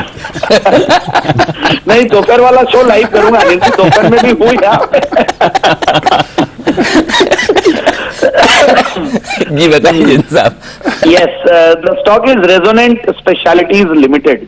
रेजोनेंस मतलब एक गजब की कंपनी है अनिल जी। मैं इस कंपनी को ट्रैक कर रहा था और जब मैं फंडामेंटल्स पढ़ रहा था, क्रेडेंशियल्स देख रहा था, I was really surprised. And the best part is the promoter background also. Makers labs ने इसमें अभी अच्छी खासी स्टेक ली है और मेकर लैब्स बेसिकली आप ये मान लीजिए कंपनी इप्का रिलेटेड कंपनी है, और इप्का ग्रुप तो अब बताने की जरूरत ही नहीं है, फार्मा में one of the biggest pharma groups है। और ये छोटी छोटी कंपनियों को काफी ये लोग टेक ओवर करते हैं, भले वो फैमिली ऑफिस के थ्रू हो या इंडिविजुअल इन्वेस्टमेंट्स के थ्रू या कंपनी के थ्रू हो। वी हैव सीन कैसे इन्होंने पास में किया। और ये कंपनी स्पेशलिटीज जब नाम आ जाता है तो देखिए केमिकल्स का नाम है, ये फार्मा कंपनी भी और केमिकल्स भी है। और इनके जो प्रोडक्ट्स है इनका काफी सारे यूजेस है, मतलब एग्रो में भी यूज होता है, पेंट्स में यूज होता है, फार्मा में, बायो प्रोडक्ट्स में, रबर केमिकल्स में। और ये कंपनी है तो छोटी सी, आप 200 सवा 200 करोड़ की कंपनी, मगर इनकी जो अगर फर्स्ट की और पायनियरिंग की अगर आप बात करें तो इट इज एक्सट्रीमली इंप्रेसिव। मतलब रेजोनेंस स्पेशलिटीज ने पायरेडाइन केमिस्ट्री में पढ़ने की कोशिश किया। मैं बहुत ज्यादा केमिस्ट्री नहीं समझता, बट मुझे ये समझ में आता है कि ये जो प्रोडक्ट्स बना रहे हैं उनका बहुत जबरदस्त यूजेस है। और ये वर्ल्ड के one of the very few manufacturers में है पायरेडाइन में। पहले इनका कंपनी का नाम हुआ करता था आर्मर पॉलीमर्स लिमिटेड। फिर ये पैराडाइन्स के अलावा ये ल्यूटिडाइन्स बनाते हैं, जो वर्ल्ड के one of the largest manufacturers है ये लोग। फिर तीसरा, इन्होंने 1994 में ये कंपनी जब पैराडाइन और पिकोलाइन प्लांट्स बनाई, उसके बाद फर्स्ट कंपनी बनी सायानोपायरेडाइन्स। ये सारे अब बंसल जिससे हम कंसल्टेंसी लेंगे मेरे इसके बोलने के बाद। और वर्ल्ड की फर्स्ट, इंडिया की फर्स्ट मैन्युफैक्चरर है कोलिडाइन्स की। तो ये सारे केमिकल से कंपनी बनाती है। अब फंडामेंटल्स की अगर मैं बात करूं, पिछले 5-6 क्वार्टर से गजब के फंडामेंटल्स में चेंज है, गजब के प्रॉफिट्स में बढ़ोतरी आई है। स्टॉक सिर्फ 16 के पी मल्टीपल पे काम करता है। रिटर्न ऑन कैपिटल एम्प्लॉयड 42% का, रिटर्न ऑन इक्विटी है 29% का। पिछले 3 साल के सेल्स की ग्रोथ रही है 25%, प्रॉफिट की कैगर 120% और 5 साल की प्रॉफिट की कैगर देखें तो 55%। और एक जीरो डेट कंपनी है, strong promoter background, zero debt company, dividend paying company, सस्ते पी मल्टीपल पे, केमिकल का सेगमेंट, और जिस सेगमेंट में वहां पे वो पायनियर है और वर्ल्ड लीडर भी है और इंडिया में तो फर्स्ट है ही है।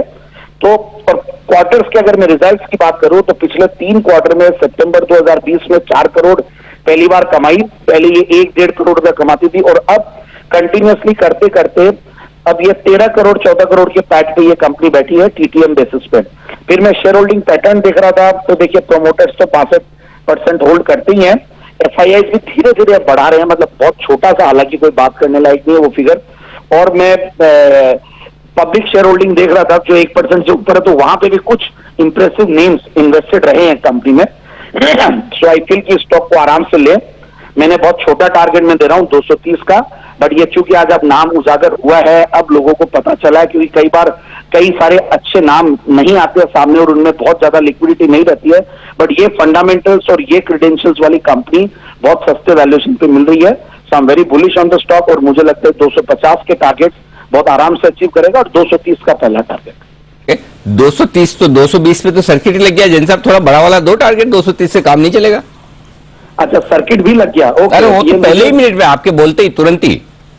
ओके, हाँ। तो 250 भी मुझे कम लग रहा है अनिल जी। हाँ। मुझे लगता है कि ये स्टॉक 300 के ऊपर रहना चाहिए, क्योंकि जिस तरीके के फंडामेंटल्स और क्रेडेंशियल्स और जो कंपनी का परफॉर्मेंस है, ये कई बार क्या होता है अनिल जी, हमें वेट करना पड़ता है 200 करोड़ के ऊपर की मार्केट कैप होना, क्योंकि मैंने जैन साहब की जेंस में एक सिस्टम बना रखा है या अपने डिस्कशंस में कि 200 करोड़ के ऊपर की होनी चाहिए एटलीस्ट कंपनी। तो ये 200 करोड़ का ही मैं इंतजार कर रहा था और आज होने के बाद, और ये लगता है कि रुकेगी नहीं, क्योंकि जो गजब की परफॉर्मेंस आ रही है कंपनी की और जो यूनिकनेस है, ये सब चीजें बहुत ही गजब है। सो आई थिंक जिन्होंने लिया है ले, और जिनको नहीं मिला है वो जहां पे भी अगर कोई भी कंसोलिडेशन होता है नीचे आए तो लेने की कोशिश करें। नाम प्लीज नोट करके रखें। सो 300 रुपए का टारगेट बना सकते हैं इसमें। ओके, 300 रुपए के टारगेट के लिए रेजोनेंस। जैन साहब आप बिजी हैं, फैमिली फंक्शन में, ज्यादा टाइम नहीं लूंगा। एक छोटा सा सवाल मासूम सा आ गया मेरे दिमाग में, इनका पूछ ही लेता हूँ। आमतौर पर जब भी आप लाइव होते हैं कैमरे के सामने देखकर, जब भी आप स्टॉक रिकमेंड करते हैं तब तो इतनी देर तक नहीं बोलते। आज क्या देख देख के पढ़ के बोल रहे थे कि आज कैमरा तो है नहीं सामने, जितना पढ़ सकता पूरा लिख के लाए सारा पढ़ लूं। बताओ, ऑनेस्टली बताओ एकदम ईमानदारी से। नहीं, ये बात तो है। देखिए, फोन पे बोलने में कंफर्ट आता, फोन पे तो क्या हर आदमी फोन भी रोता है, तो सब लोग बात करते हैं फोन पे, तो मुझे लग ही नहीं रहा कि मैं टीवी पे शो करूं। और जब लाइव रहते तो देखिए कितना ही, आज भले 15 साल हो गया अनिल जी आपके साथ, 10 से 12 साल एकदम अच्छे से हो गए, तो भी एक नर्वसनेस और एक डर और वो जो फर्स्ट डे वाली जो एक वो होती है वो तो रहती है। नहीं, ये रहना ही चाहिए, तभी आप लोगों को लगेगा हमारा काम कितना मुश्किल है। नहीं तो सब लोग अगर नहीं तो सब लोग फिर आशु जी की तरह एंकर बनने का सपना देखने लगेंगे। तो बिल्कुल आपकी ये नर्वसनेस हमेशा बनी रहे। जैसा हमारी शुभकामनाएं आपके साथ है। एंजॉय योर डे, मजे करिए। थैंक यू सो मच, आपने इतने व्यस्त कार्यक्रम में से भी समय निकाला दर्शकों के लिए, हमारे लिए बहुत बहुत धन्यवाद जैन साहब आपका। आइए किरण जी के पास चलते हैं। किरण जी तैयार है अपना कमाल दिखाने के लिए।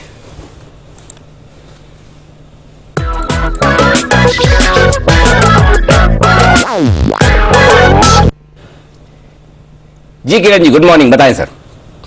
अनिल जी, बाय करना चाहिए। परसों भी मैंने यही स्टॉक दिया था। हमारे सपोर्ट्स टेस्ट करते वापस एक बार उछाल दिखाई दे रहा है और बाय करना है जी में पिछला स्विंग टॉप भी ब्रेक कर दिया है, बहुत अच्छे स्ट्रॉन्ग वॉल्यूम्स के साथ, और ओपन एडिशंस भी देखने को मिल रहे हैं फ्यूचर्स में, तो बिल्कुल बाय करके चलना चाहिए। मेरा स्टॉप लॉस काफी नजदीक है फ्यूचर्स में, 360 का स्टॉप लॉस रहेगा। 375 मेरा पहला टारगेट, 380 दूसरा टारगेट। 1 से 2 दिनों में आज के लिए 375 देखने को मिल जाना चाहिए। 380 के लिए कल के लिए टारगेट्स रखने चाहिए। डिलीवरी बेस बाय कर सकते हैं और ऑप्शन के जरिए भी बाय कर सकते हैं। जी में मेरा मानना है कि 360 का कॉल अभी लगभग 2315 के आसपास मिल रहा है, वो बाय करना चाहिए। आपका स्टॉप लॉस 19 का होगा और टारगेट्स के लिए मैं मानता हूं कि 33, 35 के टारगेट्स आपको देखने को मिलेंगे जी में, तो बिल्कुल बाय करके चलना चाहिए। तीनों ऑप्शंस है आपके पास, तीनों में से कोई भी एक ऑप्शन चुन के बाय करना चाहिए, छोड़ना नहीं चाहिए। बहुत ही बड़ा ब्रेकआउट है। बिल्कुल, तो हाथ से जाने ना दीजिए। फ्यूचर्स खरीदिए, ऑप्शंस खरीदिए या फिर डिलीवरी लेकर बैठ जाइए। जी एंटरटेनमेंट पर है किरण जी की कॉल। आइए स्वागत करते हैं निफ्टी के निशाने पे आज नितिन मुरारका साहब का।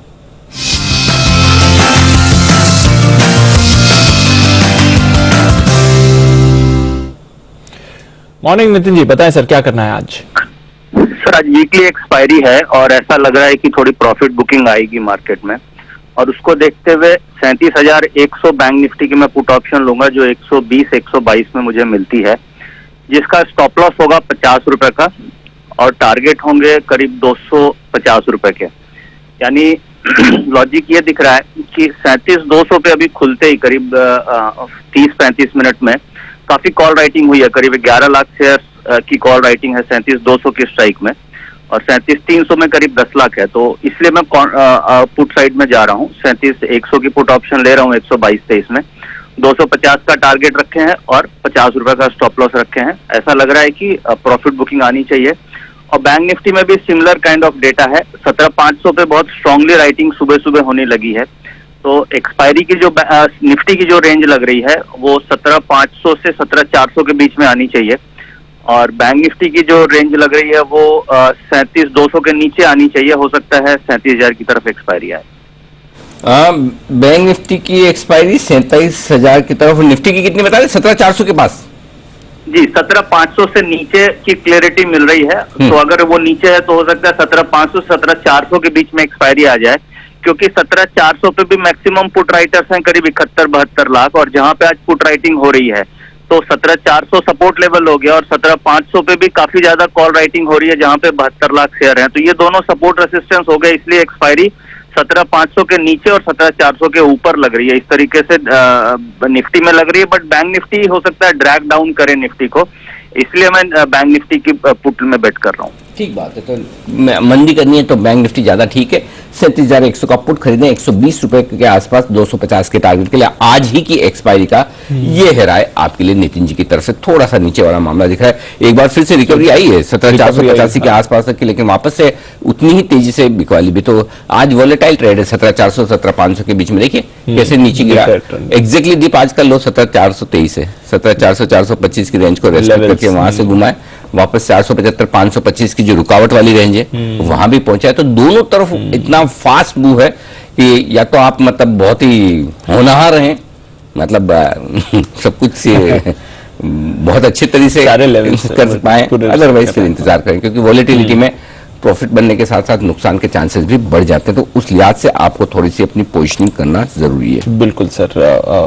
कैश मार्केट में सर नजर डालिए, क्योंकि काफी सारे स्टॉक्स एक्शन में आ रहे हैं। एक तो आपका एक फेवरेट देवयानी इंटरनेशनल कल 10% ऊपर था, आज 5-6% ऊपर है। टारगेट है हमारे 200 के टारगेट आया नहीं आए, 150-200 के टारगेट तैयार हो रहा है। बिल्कुल ठीक बात है।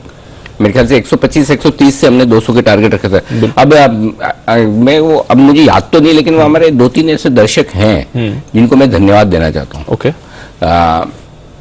कई बार क्या होता है, जैसे कल मैंने आपको धन्यवाद दिया था अच्छा सवाल पूछने के लिए, तो क्योंकि कई बार मतलब आप क्या पूछते हैं उससे क्या निकल कर आता है। इसी तरह से हमारे कई सारे दर्शकों ने कहा कि अब जैसे ये सारे आईपीओ है, अब इन आईपीओ में होता है क्या, मिलता तो है नहीं जी, है ना। जो हम जिसके लिए मैं ज्यादा अच्छा बोल दूं तो और लोग दुखी हो जाते हैं कि अब ये इतना भर जाएगा, मिलेगा ही नहीं, मिलेगा नहीं। तो 2-3 लोगों ने मुझे ये पूछा कि सर ये मिल तो नहीं रहा, अब खुली लिस्ट होने के बाद लें कि नहीं लें। तो मैंने अब ये शुरू किया रिसेंटली, पेटीएम से शुरू किया, फिर थोड़ा लेटेंट में भी हमने बात की, अभी नायका में हमने बात की, देवयानी का हमने बात की। तो अब मैं धीरे धीरे ये कोशिश करूं कि जो ये अच्छी क्वालिटी की कंपनियां या अच्छे आईपीओ जो लिस्ट होने के बाद क्या इनमें कोई एंट्री का अच्छा मौका बन सकता है नहीं, तो उस पर मैं थोड़ा काम करना शुरू किया हूं। तो आई एम श्योर थोड़ा फायदा, और ये क्रेडिट उन 2-3 दर्शकों में नाम भूल गया आप लोगों का, लेकिन आप लोगों ने 2-3 बार मुझे लिख के भेजा, कुछ लोगों ने मुझे डायरेक्ट मैसेज भी भेजे कि प्लीज वो लिस्टिंग के बाद का भी व्यू दें कि कब लेना है, कब बुक करना है प्रॉफिट, वो तो आप बताते हैं पहले दिन है कि ये स्टॉप लॉस रखिए, ये टारगेट रखिए, लेकिन कब लेना चाहिए तो कोशिश है उसकी तरफ भी। लेकिन इस बीच ब्रॉडर मार्केट में डीप रिकवरी के थोड़े आसार दिख रहे हैं अच्छे। एक बार हल्का होने के बाद स्टॉक्स धीरे धीरे अच्छी रिकवरी की तरफ आते हुए दिख रहे। आइए इसी बीच भसीन साहब कार्यक्रम में हो रहे हैं शामिल, करते हैं उनका स्वागत।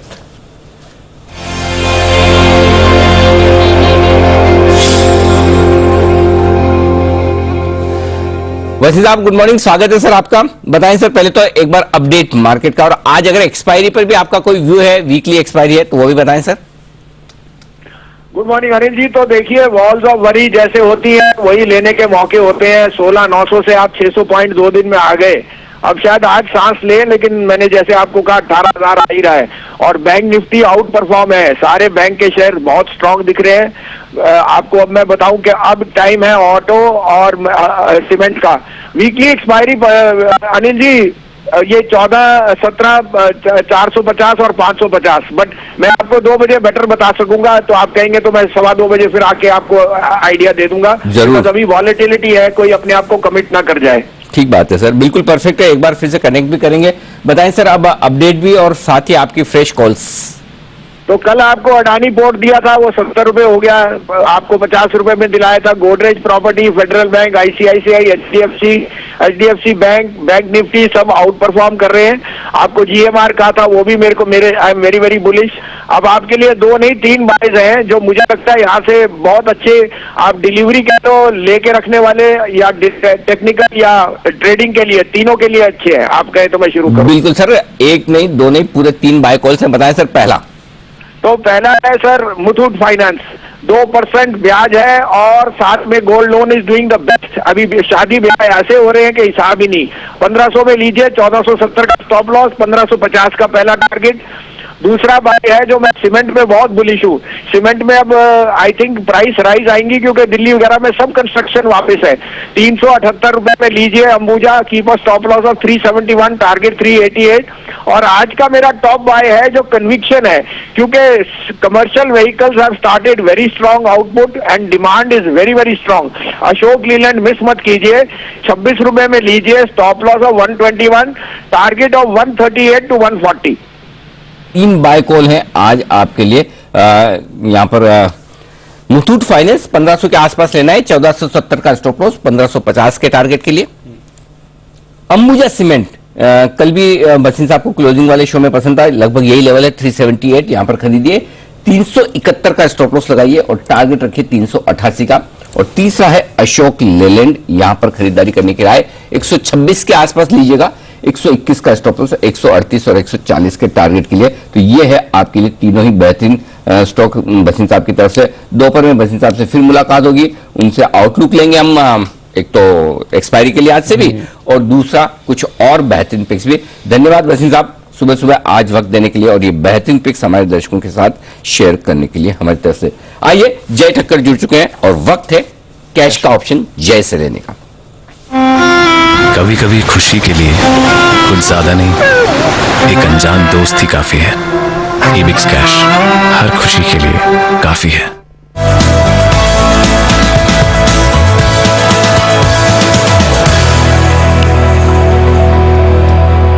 गुड मॉर्निंग जय, स्वागत है आपका। बताएं क्या करना है। Very good morning to you Anil ji, very good morning to Deepanshu. Anil ji definitely खरीद कर चलने की सलाह है। ओवरऑल मोमेंटम तो बुल्स की तरफ शिफ्ट हो चुका है and 17,450 at the money strike का कॉल ऑप्शन लेना है 16 दिसंबर का अनिल जी, 156 पर मिल रहा है।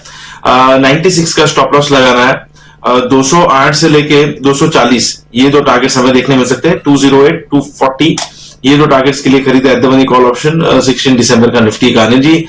शायद और थोड़ा हमें कंसोलिडेशन देखने मिल सकता है, बीइंग एक्सपायरी थोड़ी बहुत वोलेटिलिटी देखने मिल सकती है, बट आई थिंक 17,385 से लेकर 17,400 ये जो रेंज है ये आज के दिन के लिए बहुत ही इंपॉर्टेंट रेंज है एंड आई थिंक ये अगर होल्ड कर जाती है तो ऊपर में हमें निफ्टी में हाई लेवल्स देखने मिल सकते हैं। बट मुझे ऐसा लग रहा है कि जो पूरा मूव है जी ये ओवरऑल अगर पर्सपेक्टिव से देखें तो जब तक 17,300 का लेवल होल्ड कर रहा है निफ्टी, ऑन दी अपसाइड हमें 17,650 एंड 17,720 ये लेवल्स देखने मिल सकते हैं। क्या क्या एक बार लेवल बताओ, वापस बोलिए सर जय। कौन? जी जी बिल्कुल अनिल जी, स्पॉट में अगर 17,300 ओवरऑल होल्ड कर जाता है तो निफ्टी में 17,650 से लेके 17,720 ये लेवल्स देखने मिल सकते हैं। 650, 725 और 17,300 होल्ड होना चाहिए। 17,300 का स्टॉप लॉस तो एकदम परफेक्ट है। मेरा टारगेट भी 675 का है, 675 का है, 600 और स्टॉप लॉस 750 का, तो वो रेंज मैच हो रही है। जय के मैंने स्पॉट लेवल बता रहे हैं ना जय आप भी? बिल्कुल अनिल जी, स्पॉट लेवल से। चलो विचार मिल गए, बहुत ही बढ़िया। अच्छा बैंक निफ्टी पे भी थोड़ा ज्ञान तो दीजिए आप, भले कॉल ना दें। जी अनिल जी, बैंक निफ्टी 36,900 ये बहुत ही इंपॉर्टेंट लेवल है। आई थिंक ये होल्ड करना चाहिए एंड वही लेवल्स पर आज रिटेस्ट होने आ रहा है मार्केट। तो मुझे तो ऐसा लग रहा है कि अगर 37, 36,900 के आसपास अगर मिलता है किसी को तो बहुत ही अच्छा एक रिस्क रिवॉर्ड बन जाएगा। यहाँ पे अग्रेसिव ट्रेडर्स को यहाँ पे भी इनिशिएट करना रहेगा लॉन्ग पोजीशंस। तो I don't think should be much a problem, because ज्यादा दूरी तो है नहीं, वो रेंज ही 50-100 पॉइंट की है। सो यहाँ से भी इनिशिएट कर सकते हैं, डिप मिले तो और खरीदे। आई थिंक 36,900 यहाँ पे होल्ड करेगा। ऑन दी अपसाइड एनर्जी मुझे ऐसा लग रहा है कि ओवरऑल बैंक निफ्टी का जो टारगेट निकल कर आ रहा है वो है 37,800 38,000 का। 37,838,000 एग्जैक्टली यहाँ भी टारगेट मिल गया, मिल रहे हैं बिल्कुल। क्या बात है, ये मतलब जय के डेटा और हमारे डेटा काफी मिलते जुलते नजर आ रहे हैं। आइए कुछ बिल्कुल बैक टू बैक आपके लिए एक साथ हमारे सारे एक्सपर्ट्स का लगता है वो मार्केट की रिकवरी का मूड बना रहे हैं। आइए पहला बिल्कुल सुमित जी के लिए, सुमित का सुपर हिट।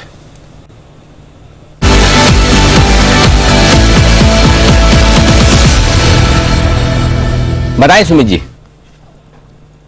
स्टॉक का भाव चल रहा है 738 रुपए 740 रुपए। स्टॉक का नाम है यूपीएल।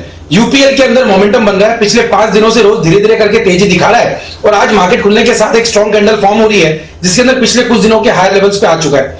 यूपीएल यहां से ऊपर का मूव दिखा सकता है। 755 का पहला टारगेट बनेगा, 760 का दूसरा टारगेट बनेगा, 725 के स्टॉप लॉस से यूपीएल में यहां पे सीएमपी पे खरीदारी करके चलने का सलाह रहेगा। 755 से 760 के टारगेट के लिए 1 से 2 दिन का ये व्यू होगा, खरीदारी करे यूपीएल।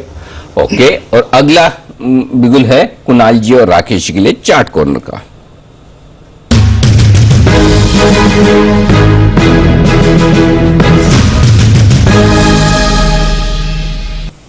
ओके, बताएं सर, कुणाल जी, राकेश जी।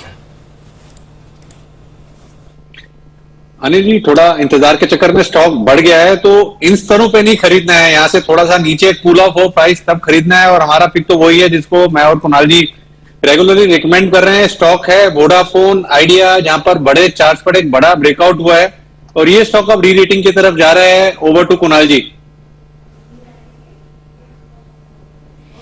अनिल जी देखिए, बड़ा रनअप आ चुका है, इसलिए मैं और राकेश जी सलाह दे रहे हैं कि थोड़ा नीचे आए तब इसमें खरीदारी करें। और हमारे टारगेट्स अनिल जी 16.5-17 रुपए के हैं, तो वो आपको आते हुए दिखेंगे। गिरावट में खरीदारी की राय है, इन स्तरों पर ना खरीदें। ओके, तो ये है गिरावट में आपके लिए आइडिया में खरीदारी करने की राय। किरण जी के लिए भी बिल्कुल किरण का कमाल।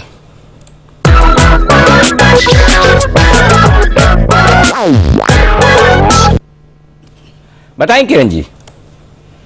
अनिल जी, 10 दिनों के बड़े कंसोलिडेशन के बाद आज ये ब्रेकआउट मिला है एस्कॉर्ट्स में। एस्कॉर्ट्स में ऑप्शन चेन डेटा देखते हैं तो 1880 और 1900 के बीच लगभग 19 लाख शेयर शॉर्ट है और एस्कॉर्ट्स के लिए 19 लाख यानी काफी बड़ी पोजीशन मानी जाएगी।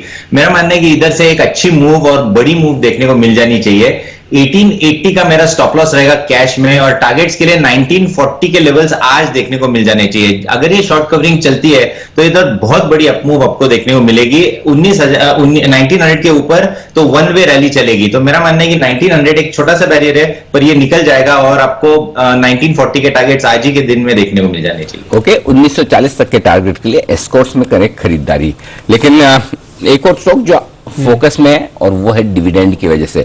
हिंदुस्तान जिंक डिविडेंड देने का सिलसिला लगातार जारी है। पिछले 7 साल में कंपनी का डिविडेंड का ट्रैक रिकॉर्ड देखने, जानने, सुनने और समझने लायक है और ये सारी डिटेल्स लेकर तैयार है हमारे साथ Varun Dubey. Varun, Hindustan zinc definitely dividend per dividend, dividend per dividend धमाका है ये सही। ये और एक पॉलीप्लेक्स। हाँ सही बात है। पॉलीप्लेक्स तो पिछले 3-4 साल में पॉलीप्लेक्स ने जोरदार दिया है। मतलब मेरे ख्याल से 7 या 8 क्वार्टर से हर क्वार्टर डिविडेंड, राइट, हर क्वार्टर वो पॉलीप्लेक्स में। अच्छा, पहले 350 रुपए के आसपास तो डिविडेंड ही दे चुका है वो। 300-350 रुपए के आसपास।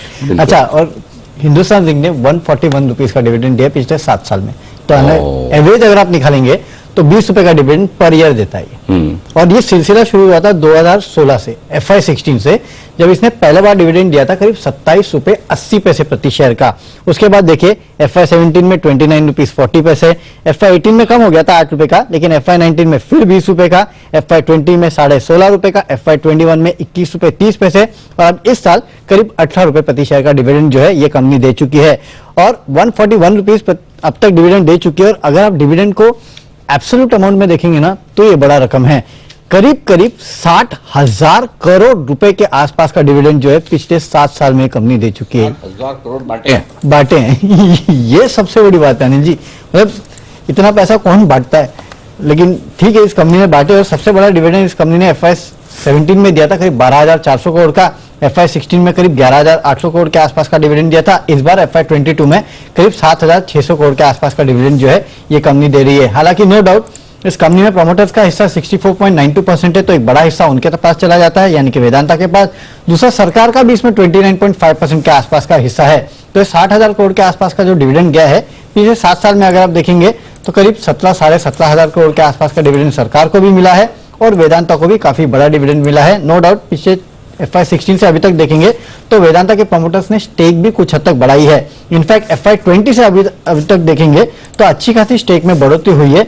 करीब 17-18% के आसपास वेदांता के जो प्रमोटर्स हैं उन्होंने वेदांता में स्टेक बढ़ाई है, तो उसका फायदा उनको भी मिला है। लेकिन नो डाउट रिटेल इन्वेस्टर्स को भी इसका बड़ा फायदा मिला है, क्योंकि 141 रुपीज का डिविडेंड पिछले 7 साल में, यानी कि 20 रुपए प्रति शेयर का डिविडेंड जो है हर साल इस कंपनी ने दिया है।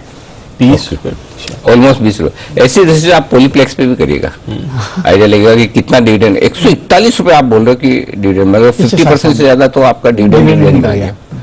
तो जबरदस्त डिविडेंड पेइंग कंपनी है हिंदुस्तान जिंक। आइए इसके चार्ट पर एक बार राय ली जाए। बंसल जी बताएं सर। ठीक है नहीं जी, हिंदुस्तान जिंक को मैं और कुणाल जी रेगुलरली 330 के लेवल से रिकमेंड करते आ रहे हैं। और इसमें खास बात क्या है कि ये जो स्टॉक है, ऐतिहासिक लेवल्स थे इसके दिसंबर क्वार्टर, जो दिसंबर वाला क्वार्टर था 1992 का, तब इसने 370 रुपए 50 पैसे का हाई लगाया था। तो उन लेवल्स को तोड़ रहा है, अब इन लेवल्स को तोड़ के इसके ऊपर क्लोजिंग देता है तो एक बड़े पैमाने पर अनचार्टेड टेरिटरी में आएगा। तो इस स्टॉक को उस तरीके से ना देखें कि डिविडेंड आया, डिविडेंड के बाद सेल ऑफ आएगा। इन स्तरों पर करेक्शंस पर लेके रखें। मेटल्स में बार बार रिपीट कर रहा हूं, मेटल्स का बेस्ट प्ले हिंदुस्तान जिंक लगता है, जो किसी भी मेटल की करेक्शन में पार्टिसिपेट नहीं कर रहा है। इन स्तरों पर भी आप डिलीवरी में लेके रखें। 450 प्लस के लेवल्स यहां पे 8 से 9 महीने में देखने को मिलेंगे।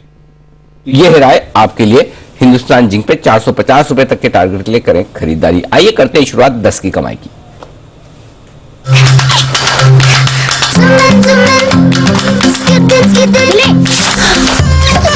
एबिक्स कैश हर खुशी के लिए काफी है।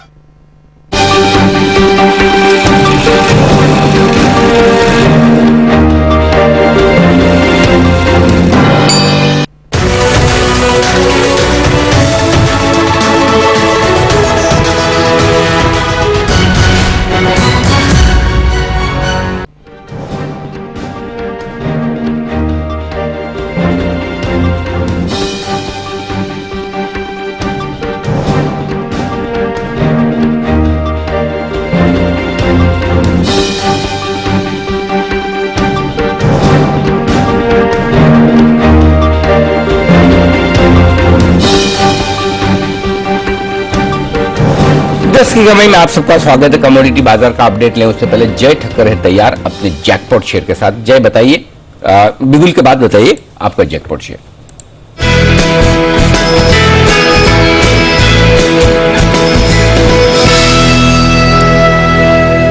बताएं जय।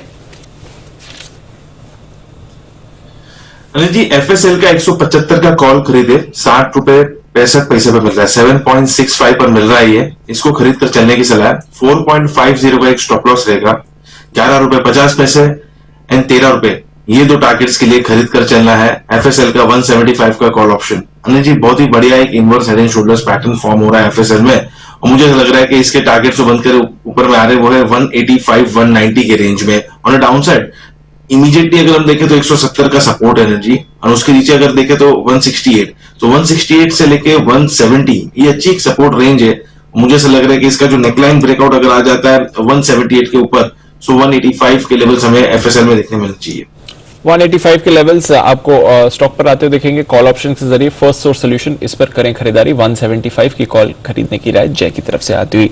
आइए एक बार नजर डाल देते हैं कमोडिटी बाजार के पूरे एक्शन पर। और हम यहां पर देख रहे हैं कच्चे तेल में रिबाउंड जो आया है पिछले कुछ समय से वो बरकरार है। 5500 के ऊपर भारतीय बाजार में 0.5% की तेजी के साथ दाम ट्रेड करते हुए दिख रहे हैं। नेचुरल गैस सुस्त शुरुआत के बाद अब यहां पर भी तेजी बढ़ती हुई दिख रही है। 291 का लेवल पूरे लॉसेस कवर करते हुए। गोल्ड में एकदम सपाट एक्शन है, 48,100 के करीब ट्रेड कर रहा है। सिल्वर में भी कोई बड़ा एक्शन आज नहीं आ रहा है, एकदम सपाट, सिर्फ 2 रुपए की मूव आपको दिखेगी, तो बिल्कुल सपाट गोल्ड और सिल्वर के दाम आज आपको दिख रहे हैं। बेस मेटल्स मिला जुला रुझान है। एल्यूमिनियम में हल्की सुस्ती है, जिंक और लेड इसमें खरीदारी देख रहे हैं, कॉपर में हल्की सुस्ती है, निकल में भी हल्की सुस्ती है। तो थोड़ी मिलीजुली चाल बेस मेटल्स की, एकदम सपाट गोल्ड और सिल्वर, कच्चे तेल में आप 1% की खरीदारी आते हुए देख रहे हैं। ट्रेडेबल सिक्योरिटीज की तरफ से हमारे पास आज कॉल्स हैं। सबसे पहले तो गोल्ड फेब्रुअरी कॉन्ट्रैक्ट, यहां पर आप खरीदारी करके चलें 47,950 के लेवल पर, टारगेट 48,200 का रहेगा और स्टॉप लॉस लगाना है 47,800 का। लेड दिसंबर कॉन्ट्रैक्ट खरीद कर चले 185.6 के लेवल्स पर, टारगेट 187, स्टॉप लॉस 184.5 का रहेगा। और एनसीडेक्स पर ग्वार सीड, इसका जनवरी कॉन्ट्रैक्ट खरीदना है 5880 के लेवल पर, टारगेट 5990, स्टॉप लॉस 5820 का रहेगा। तो 3 बाय कॉल्स हैं, गोल्ड, लेड और ग्वार सीड ट्रेडेबल सिक्योरिटीज की तरफ से। आज फोकस करने वाले हैं हम गोल्ड पर, क्योंकि एक चिंता जो अमेरिका में बन रही है इन्फ्लेशन को लेकर, उससे गोल्ड के प्राइसेस का क्या होगा। तो इन्फ्लेशन लाएगा गोल्ड में करेक्शन, ये हम सवाल पूछने वाले हैं। वैसे भी हम देख रहे हैं 50,000 के करीब जब भी गोल्ड आता है नर्वस हो जाता है और वहां से गिरावट दिखाता है। घरेलू बाजार में भी कुछ दबाव बना हुआ है। तो नजर है अमेरिका के महंगाई के आंकड़ों पर, ये आएंगे और फिर वहां से संकेत मिलेगा कि आगे जाकर फेड के आउटलुक में क्या बदलाव आ सकता है और इसका फिर बॉन्ड्स, गोल्ड, डॉलर, इस पर क्या फर्क पड़ सकता है। तो थोड़ा ग्लोबल मार्केट के क्यूज, स्पेशली अमेरिका के डेटा को लेकर एनालिसिस करने वाले हैं कि आगे गोल्ड की चाल कैसी रह सकती है। इन्फ्लेशन लाएगा गोल्ड में करेक्शन, अनिल जी, ये है हमारा सवाल। चलिए, इन्फ्लेशन की वजह से क्या सोने चांदी के दाम हो सकते हैं कम, ये 11:30 बजे का विशेष शो मिस मत कीजिएगा, मिस मत कीजिए। ढेर सारा action. SPL mid cap stocks में 2 खास मेहमान जुड़ने वाले हैं हमारे साथ, आशीष कुकरेजा साहब और सिमी भौमिक जी। लेकिन उससे पहले 10 की कमाई के कुछ बेहतरीन स्टॉक्स भी आपके लिए हैं तैयार, और राजेश पालिया साहब देंगे आपको सबसे पहले 10 की कमाई का शेयर। बताएं राजेश जी। तो अनिल जी, 2 स्टॉक, एक F&O सेगमेंट से और एक कैश सेगमेंट से। तो पहले F&O सेगमेंट में जो स्टॉक हमें यहाँ पे अट्रैक्टिव लग रहा है वो है नवीन फ्लोराइन का। ये स्टॉक में अगर वीकली सेटअप देखे तो लास्ट वीक काफी अच्छा मोमेंटम देखने को मिला था। इस वीक में भी देखे तो फॉलोअप बाइंग एक्शन बनते हुए दिख रही है। वीकली चार्ट पे एक डाउन स्लोपिंग ट्रेंड लाइन का ब्रेकआउट होते हुए दिखा है, और जिस तरीके से ये स्टॉक में एक रिवर्सल बना है, लोअर साइड पे एक बेस बना के स्टॉक ने 3200 के आसपास एक बेस बनाया, वहां से जो रिवर्सल बना है, हमें लगता है स्टॉक अब ये यहाँ से 4100-4200 की तरफ वापस मूव होते हुए दिखेगा। तो 3934 के आसपास अभी ट्रेड कर रहे हैं फ्यूचर में। थोड़ा सा पोजिशनल व्यू है, तो डिप्स में भी इसको ऐड करें। 3820 ये स्टॉप लॉस रहेगा। टारगेट जो होंगे वो होंगे 4050 से लेके 4150 तक के। तो नवीन फ्लोराइन पे बाय करने की सलाह रहेगी पहला स्टॉक। और जो दूसरा स्टॉक है वो कैश सेगमेंट से रेडिंगटन का है। इसका वीकली सेटअप देखें तो ऑलमोस्ट 10 से 12 वीक का एक कंसोलिडेशन रेंज का ब्रेकआउट वीकली चार्ट पे इसमें विजिबल है। जिस तरीके से स्टॉक में एक नैरो रेंज में कंसोलिडेशन हुआ और जिस तरीके से ब्रेकआउट हुए, हमें लगता है रेडिंगटन को यहाँ से बाय करना चाहिए। पोजिशनल टारगेट हमें लगता है इसमें आते हुए दिख सकते हैं 185 से 190 तक के। करंट लेवल से 142 के आसपास का स्टॉप लॉस सजेस्ट करेंगे और रेडिंगटन पे बाय करने की सलाह रहेगी 185 190 के अपसाइड के टारगेट। ओके, रेडिंगटन आज सुबह सुबह खरीदारी करने की राय कुणाल जी की भी थी। 156 रुपए पर चल रहा है, 142 का स्टॉप लॉस लगाए और 185 190 के टारगेट। अच्छा, एक मिनट है ना बंसत जी, FLUORINE स्पेलिंग सुनिए या वापस बोलूं?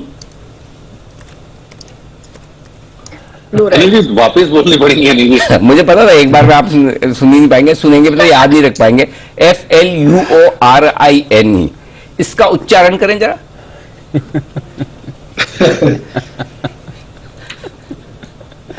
अनिल जी बड़ा सिंपल है मेरे लिए अनिल जी, मेरे को बिल्कुल भी दिक्कत नहीं है। मेरे पास तो अनिल जी मतलब कि रामबाण है। ओवर टू कुणाल जी। कुणाल जी बताइए। अरे जी fluorine, fluorine Anil ji, chlorine का ना, फ्लोरीन की बहन फ्लोरीन। ना ना ना, वो तो फ्लोरीन तो बाकी सब जगह है, इंदौर में और राजस्थान में फ्लोराइन होता है। पूछो बोली राजेश जी क्या होता है बताओ। बिल्कुल फ्लोराइन होता है। तो राजेश जी का फ्लोराइन और बाकी सबका फ्लोरीन। और कभी भी बंसल जी को रिकमेंड करना पड़ा तो खाली बोलेंगे वो नवीन जो केमिकल वाली कंपनी है उसमें खरीदारी करने की राय, वो आगे का बोलेंगे ही नहीं। नवीन तो ये है आपके लिए नवीन फ्लोरीन में खरीदारी करने की राय। लेकिन वही मजा है, देखो इंदौर और भोपाल का जो मजा है ना, फ्लोराइन, कालपुट, हाँ वो एक और यही राजेश जी आपके यहाँ कालपुट ही बोलते ना? कालपुट बोलते हैं। कालपुट, मैं कालपुट में करता हूँ बस। पहली बार जब मैंने सुना मुझे समझ में क्या है, मतलब FNO, डेरिवेटिव्स, ऑप्शन ये सब कालपुट, उसके बाद एक दो बार जब सुना तो समझ में आ गया। चलिए, हर जगह के अपने मजे। ओके, तो खरीदारी करने की राय नवीन सोरेन और साथ ही रेडिंगटन में राजेश जी की तरफ से आती हुई। एसपीएल मिड कैप स्टॉक्स के दोनों एक्सपर्ट्स हमारे साथ तैयार हैं, बिगुल के साथ करते हैं स्वागत।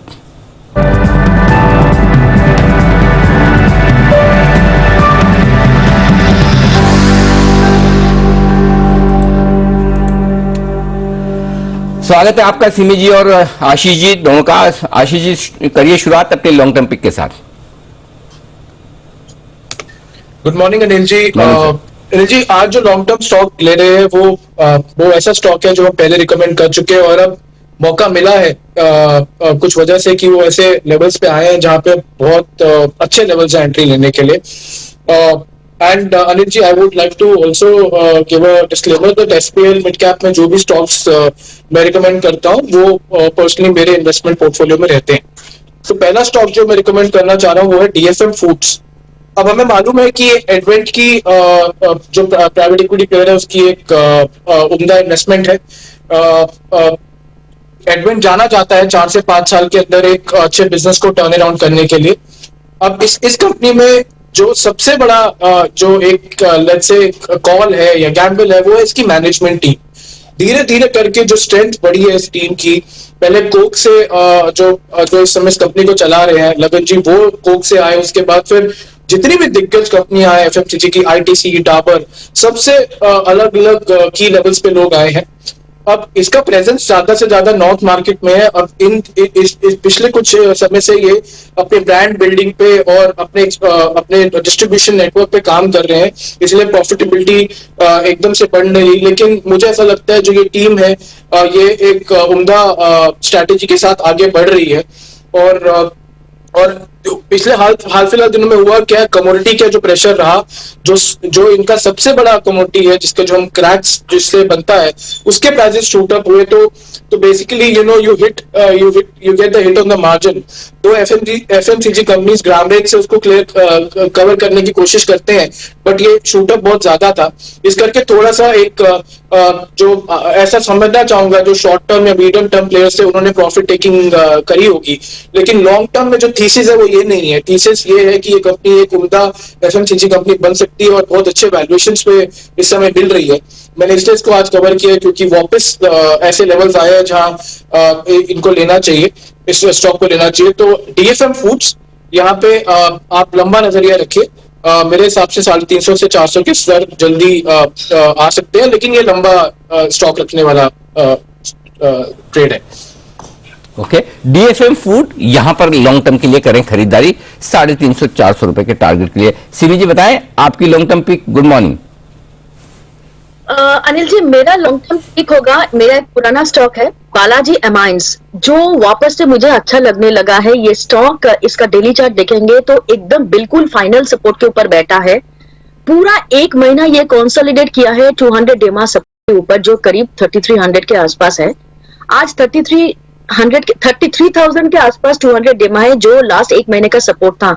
आज ये 3300 से ऊपर है और मुझे लगता है कि यहाँ पे लॉन्ग टर्म के लिए पोजिशनली खरीदारी करना है। लॉन्ग टर्म मतलब 6 महीने से 1 साल, इसका नजरिया से बालाजी एमाइंस को खरीदकर पोर्टफोलियो में शामिल करना है। इसका जो टारगेट मैंने रखा है, देखिए बहुत ही छोटा सा टारगेट तो 3500 का लगाएंगे, क्योंकि 3500 का इसलिए मैं लेवल दे रही हूँ क्योंकि वो साइकोलॉजिकल रेजिस्टेंस भी है और उसी के आसपास एक 50 डेमा और 100 डेमा का डाइवर्जेंस है। तो वो डाइवर्जेंस पहले क्रॉस करना पड़ेगा। 3500 क्रॉस करेगा तो इसमें जो मोमेंटम दिखेगा, उस मोमेंटम के बाद ये स्टॉक मेरा फाइनल टारगेट में जाके ही रुकेगा, क्योंकि 3500 के ऊपर इसमें एकदम रॉकेट हो जाएगा। 4200 4300 ये टारगेट है मेरा, जो 6 महीने से 1 साल में मैं एक्सपेक्ट कर रही हूँ और मैं बिल्कुल ये मानती हूँ कि ये स्टॉक 6 महीने से पहले ही इसका टारगेट अचीव कर देगा। तो 3000 का स्टॉप लॉस, 4200 4300 का टारगेट।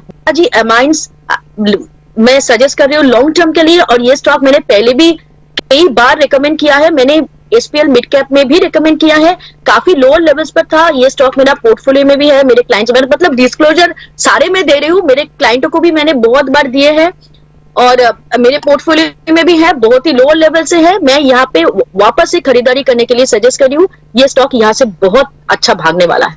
के लिए बालाजी एमाइंस, जिस पर करनी है खरीदारी। सिमी जी की तरफ से है कॉल। आइए 10 की कमाई का आइडिया लेते हैं किरण जी का। किरण जी बताएं सर, आपकी कॉल।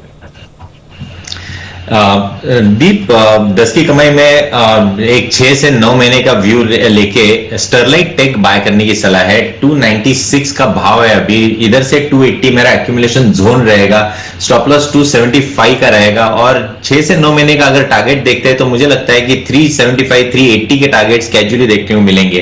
परसेंटेज वाइज काफी बड़ी अपसाइड आपको देखने मिलेगी, रिस्क काफी कम है और बहुत अच्छे कंसोलिडेशन जोन में। इसका एक्चुअल ब्रेकआउट लेवल जहां पे एग्रेसिव बाय करना है वो लगभग 310 के ऊपर है, तो करंट लेवल्स पे एक्यूमुलेट करें, 310 के ऊपर एग्रेसिव होने की सलाह होगी।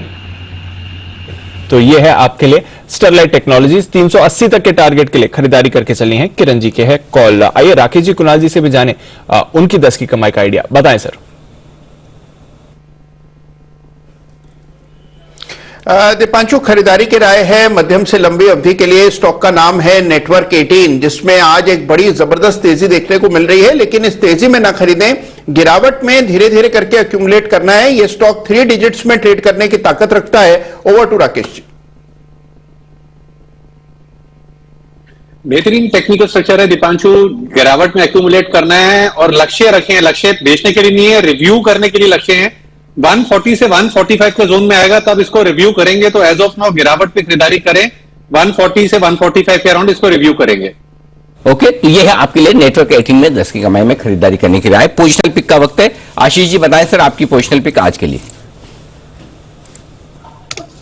अनिल जी, पोजिशनल पिक जो है वो एक इंटरेस्टिंग प्ले है। वो ईवी जो सेक्टर है उसमें हमारा लगता है कि हमें और काम करना है। उसमें हमको अब एक स्टॉक मिला एलिकॉन कास्ट एलॉय।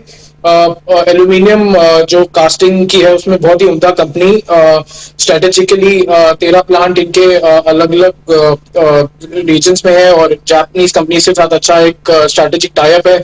और ये एक ओपन ब्लू स्काई जैसा अपॉर्चुनिटी है जैसे जैसे ईवी प्ले आगे बढ़ रहा है। और एलॉय व्हील्स में भी एक बहुत बड़ा प्लेयर है, तो मुझे ऐसा लगता है कि ये यहाँ से 1200 1250 तक के स्तर दिखा सकता है। Alicon ALI, Alicon cast alloy.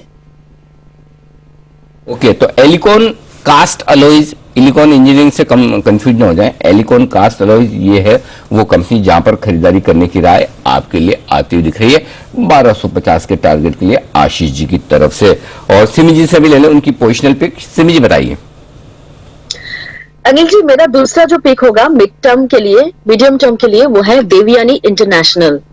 इसमें तो कई सारे एनालिस्ट बुलिश है और मैंने बहुत बार रिकमेंडेशन सुना भी है। मैं भी यहाँ पे एक बार बताना चाहूंगी कि ये स्टॉक मेरा 2021 का दिवाली मुहूर्त पिक था।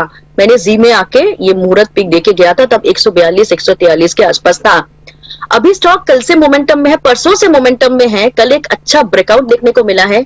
आज भी ये स्टॉक जब मार्केट थोड़ा बहुत ऊपरी लेवल से प्रॉफिट टेकिंग शो किया है, उसके बावजूद भी देवयानी करंट लेवल पर होल्ड कर रहा है। मतलब जो कल का हाई बना था उससे ऊपर ही होल्ड कर रहा है।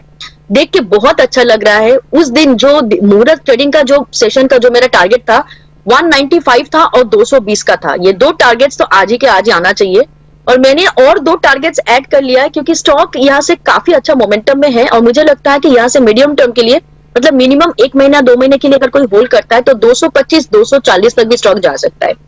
167 का स्टॉप लॉस होगा। कल का हाई के ऊपर ये स्टॉक अभी मेंटेन कर रहा है। सुबह तो और ऊपर गया था, अभी 185 के आसपास मिल रहा है। 190 का हाई बना चुका है, तो यहां से करंट लेवल पर भी खरीदिए। स्टॉक आपको निराश नहीं करेगा। स्टॉक में मिनिमम 1 से 2 महीने का नजरिया रखिए। 210 225 250 ये तीनों टारगेट्स है। देवयानी इंटरनेशनल 167 इसका स्टॉप लॉस। बिल्कुल, बड़े टारगेट्स के लिए देवयानी इंटरनेशनल पर आप कर सकते हैं खरीदारी। शॉर्ट टर्म पिक्स भी लेंगे, 10 की कमाई के आइडियाज भी बाकी हैं, पर उससे पहले एक छोटा सा ब्रेक लेते हैं। ब्रेक के बाद जल्द लौटेंगे। सुपर शक्ति पेश करते हैं super strong stocks of the day.